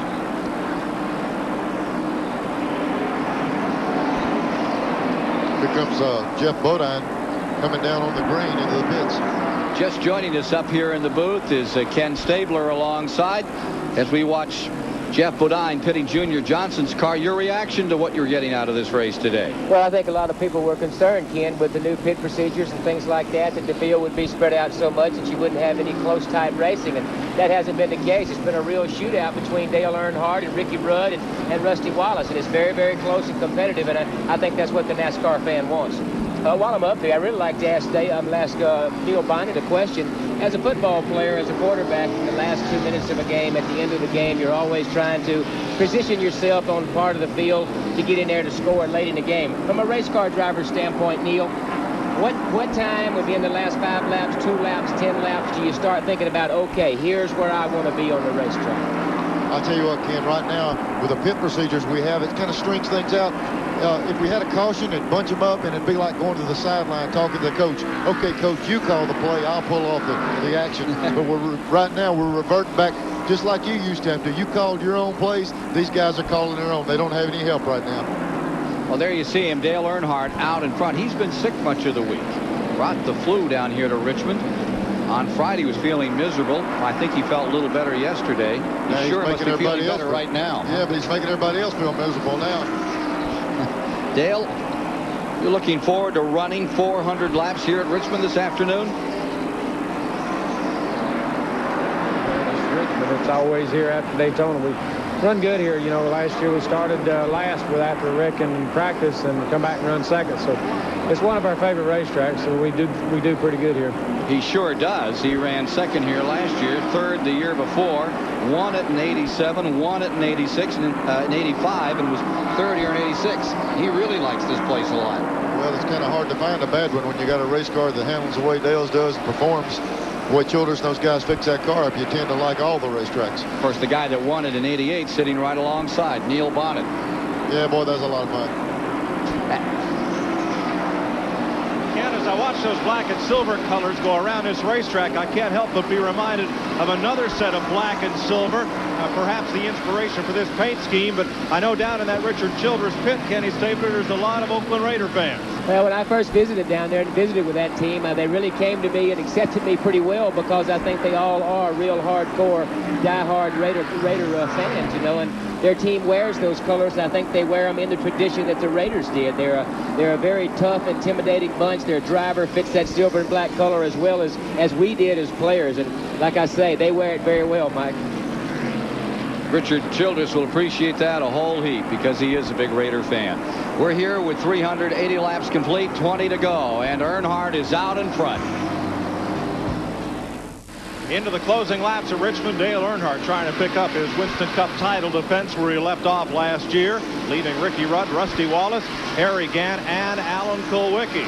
Earnhardt didn't fare well at Daytona.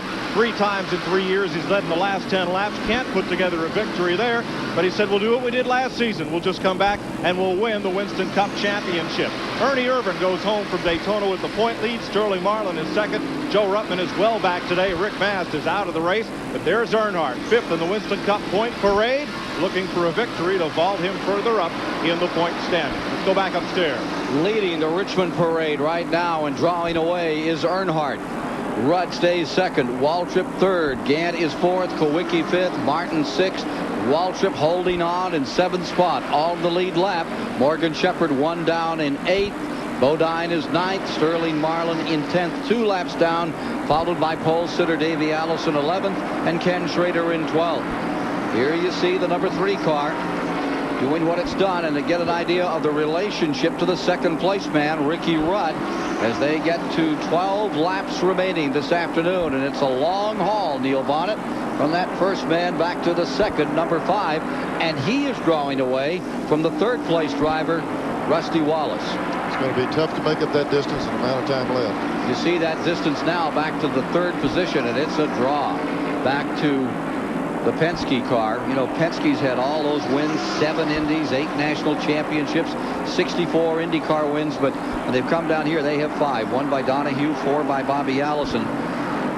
It was a tough road to hoe the first time they came down, and with Don Miller now kind of managing the team, Wallace driving, they may do some better, but it's a struggle in Winston Cup. You can't dominate here very hard. I mean, they'd like to say that Earnhardt does that with his 9 wins, but he didn't win the championship last year until the last race of the season when he beat out that very steady performer from Arkansas, Mark Martin. Here's Harry Gantz, number 33. That's your 4th place car as you look further back in the field. Right behind him is Terry Labonte's number 94. I thought Terry was going to have a good day today back with Billy Hagan, but that has not been at all for car number 94. It's running back in 16th position, 4 laps down. Got a car spinning. We've got one in the wall up in turn 2. And that is the end of the day for Brett Bodine, who had that bad crash a week ago. Although he may get it going again. He grazed the wall. We'll see in a moment what happened to car number 26. Brett Bodine. Had a little flash fire in the tailpipes. That thing hit the wall, sloshed over a lot of fuel inside the intake, had a little fire. 7 laps remain to be run in the race. The first race of the season ended under caution, but I don't think anyone could have touched Ernie Irvan after Darrell Waltrip went away in that race. Wonder if they're going to get this one back under green to decide. That'd be 2 in a row that finish in the hands of the flagman. Now there's Hut Strickland's car. He must have got a piece of that. Doyle Ford has the flag out down below. That number 12 car, we can get a look at what happened. He was running in 13th. We already see him in the wall, but before we got there, right in the first part of that frame, there was a big set of skid marks on the very edge of the apron. He either lost a tire, something happened that got him headed in that direction. He went directly in the wall. And the car in the bottom. And the car directly behind him, Neil, was Strickland. So Strickland must have caught part of that car. He's fixing to ask him about it himself. There he goes. It's good to see him walk away like that. That's a pretty good jolt into that wall. Not nearly the jolt that he took a week ago. I tell you what, when you get into the wall at 190, you scrape off a little speed, and then you've got all that time to see the other wall coming at you. But he's in great shape. Brett Bodine's lost about 25 pounds from a season back. He's worked out all winter, and I think it's going to help him tremendously in 1991. Unfortunate time for Brett Bodine in car number 26. There's flag out on the field. 394 now complete. They have a safety crew there in a hurry, and there is the Bobby Allison car number 12. Kenny Stabler, I saw you talking with Bobby. He seemed as thrilled to see you as you to see him. Oh, always good to see him. He's always worn that number 12 number on cars that he's raced, and I wore that same number for a while. And Bobby being from Alabama, and you almost feel like you're a part of the Alabama gang when you watch them race and you pull for he and Davey and Neil Bonnet and the guys that are the Alabama gang.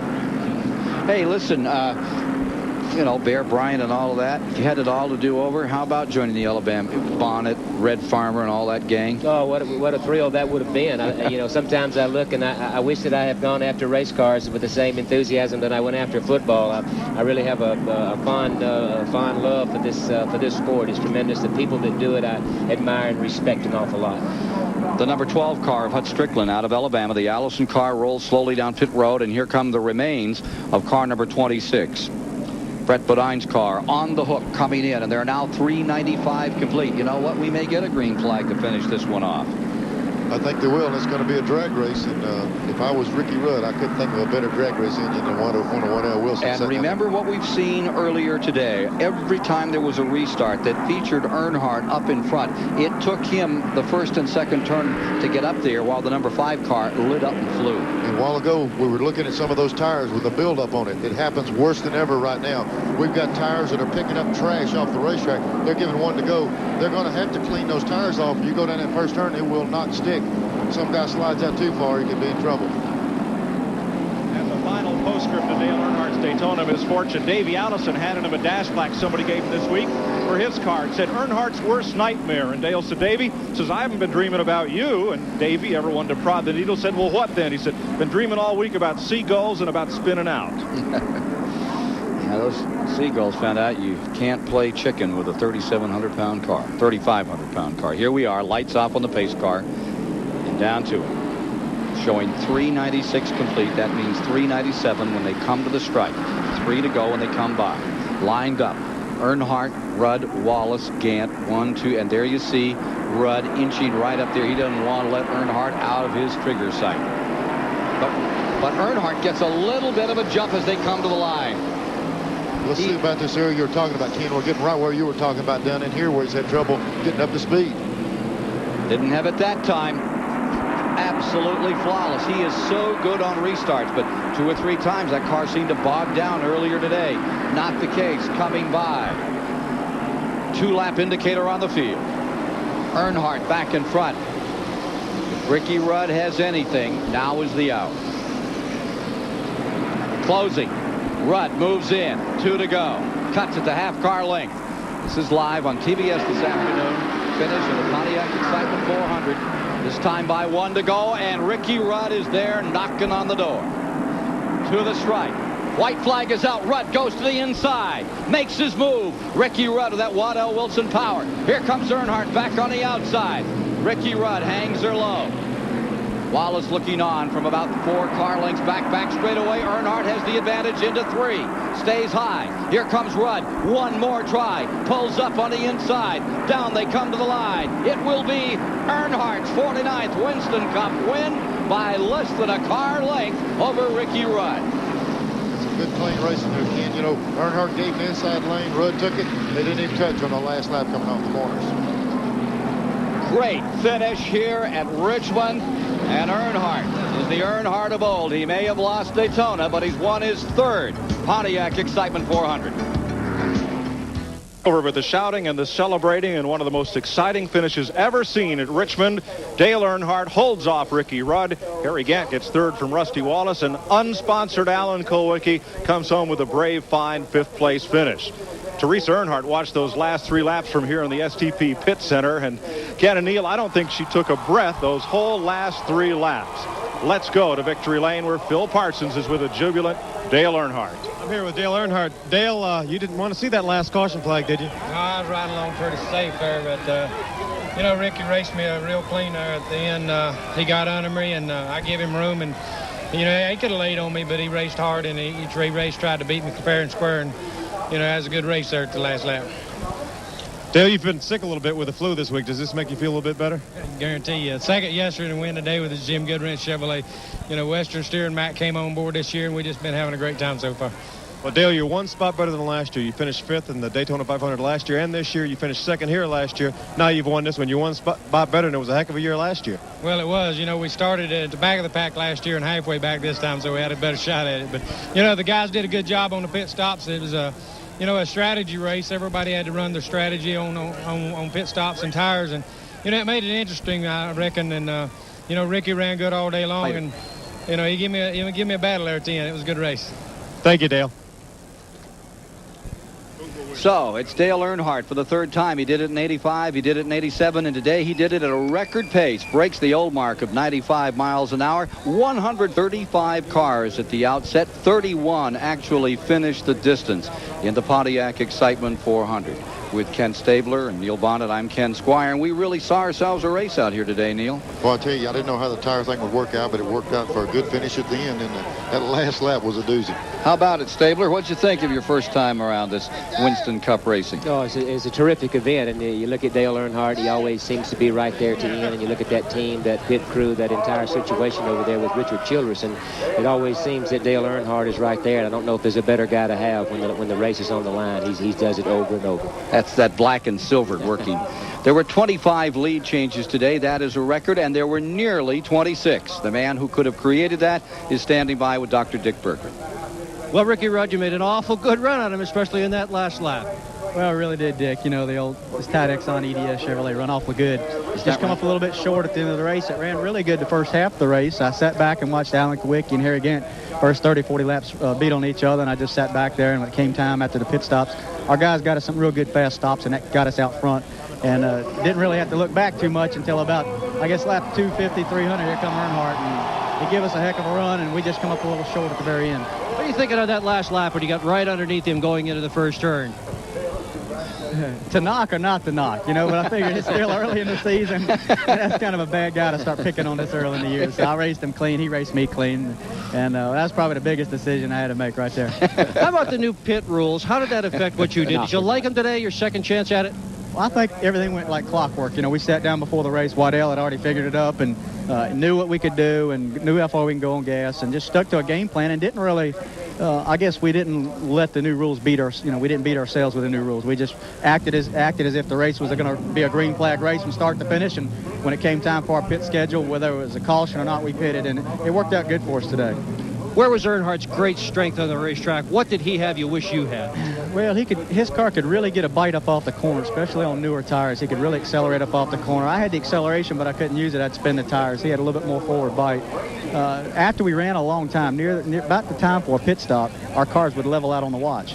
And I was telling Waddell, you know, if them guys would throw out an anchor, we might be able to catch them a little bit. But sure enough, we got a caution and got everything we wanted and just didn't quite pull it off. Maybe one more lap, we might have had it. Real good finish. Ricky Rudd with a solid second place here this afternoon at Richmond. Well, that was the line, to knock or not to knock, and he elected that since it was only the second race of 29 that he'd wait for that another time. Sometimes you better knock. There might not be the second chance. Certainly gave it a heck of a run, and let's look again at that incredible last lap here at Richmond. Here's the number 5, Ricky Rudd, making that stab. Diving down to the inside. Earnhardt giving him room. Plenty of distance there. Yeah, right there is the place where you knock. And Ricky decided to give him the clean run up off the corner. Let him get that run right on him straight up the straightaway. Also looks like where he gets that bite that Ricky Rudd's talking about. You see him pull out about a car length on him right out of the corner. That's what Ricky Rudd was talking about. And with that finish, Earnhardt is 22 points up on Ricky Rudd in the Winston Cup standings. I'll tell you one thing that we've seen happen here today is that these guys out-thunk all this pit strategy and made it a very good race. Everything that NASCAR wanted out of these new pit regulations worked. It made pit road safe, and all those teams went back and did their homework, and when they came out here today, they really did come with a plan. And remarkably, it made for a heck of a race. I think at Daytona Beach, we heard the guy that won the race, the crew chief, say he didn't know where they were at all day long, when they were going to pit. You go to the Super Bowl of our sport, and you don't even know what you're playing. So it's tough. You come in here, set your game plan, go with it, and you got a lot more to work with. I think these guys will come up with the right procedures on this racing, and I guess we'll overcome the pit rules. It's always hard when the Super Bowl is the very first event of the year. Let's go down to Mike Joy. Well, Ken, we had a lot of hard chargers here today, Earnhardt and Rudd, not the least of which Ricky Rudd takes home the True Value Hard Charger Award. He was second in the lineup in this race last year for that $1,500. Dale Earnhardt, not surprisingly, second. Alan Kulwicki, third, gets a cash bonus from True Value. So does Harry Gant and Rusty Wallace. They'll pay out $5,000 total today, and these points tally up toward a year.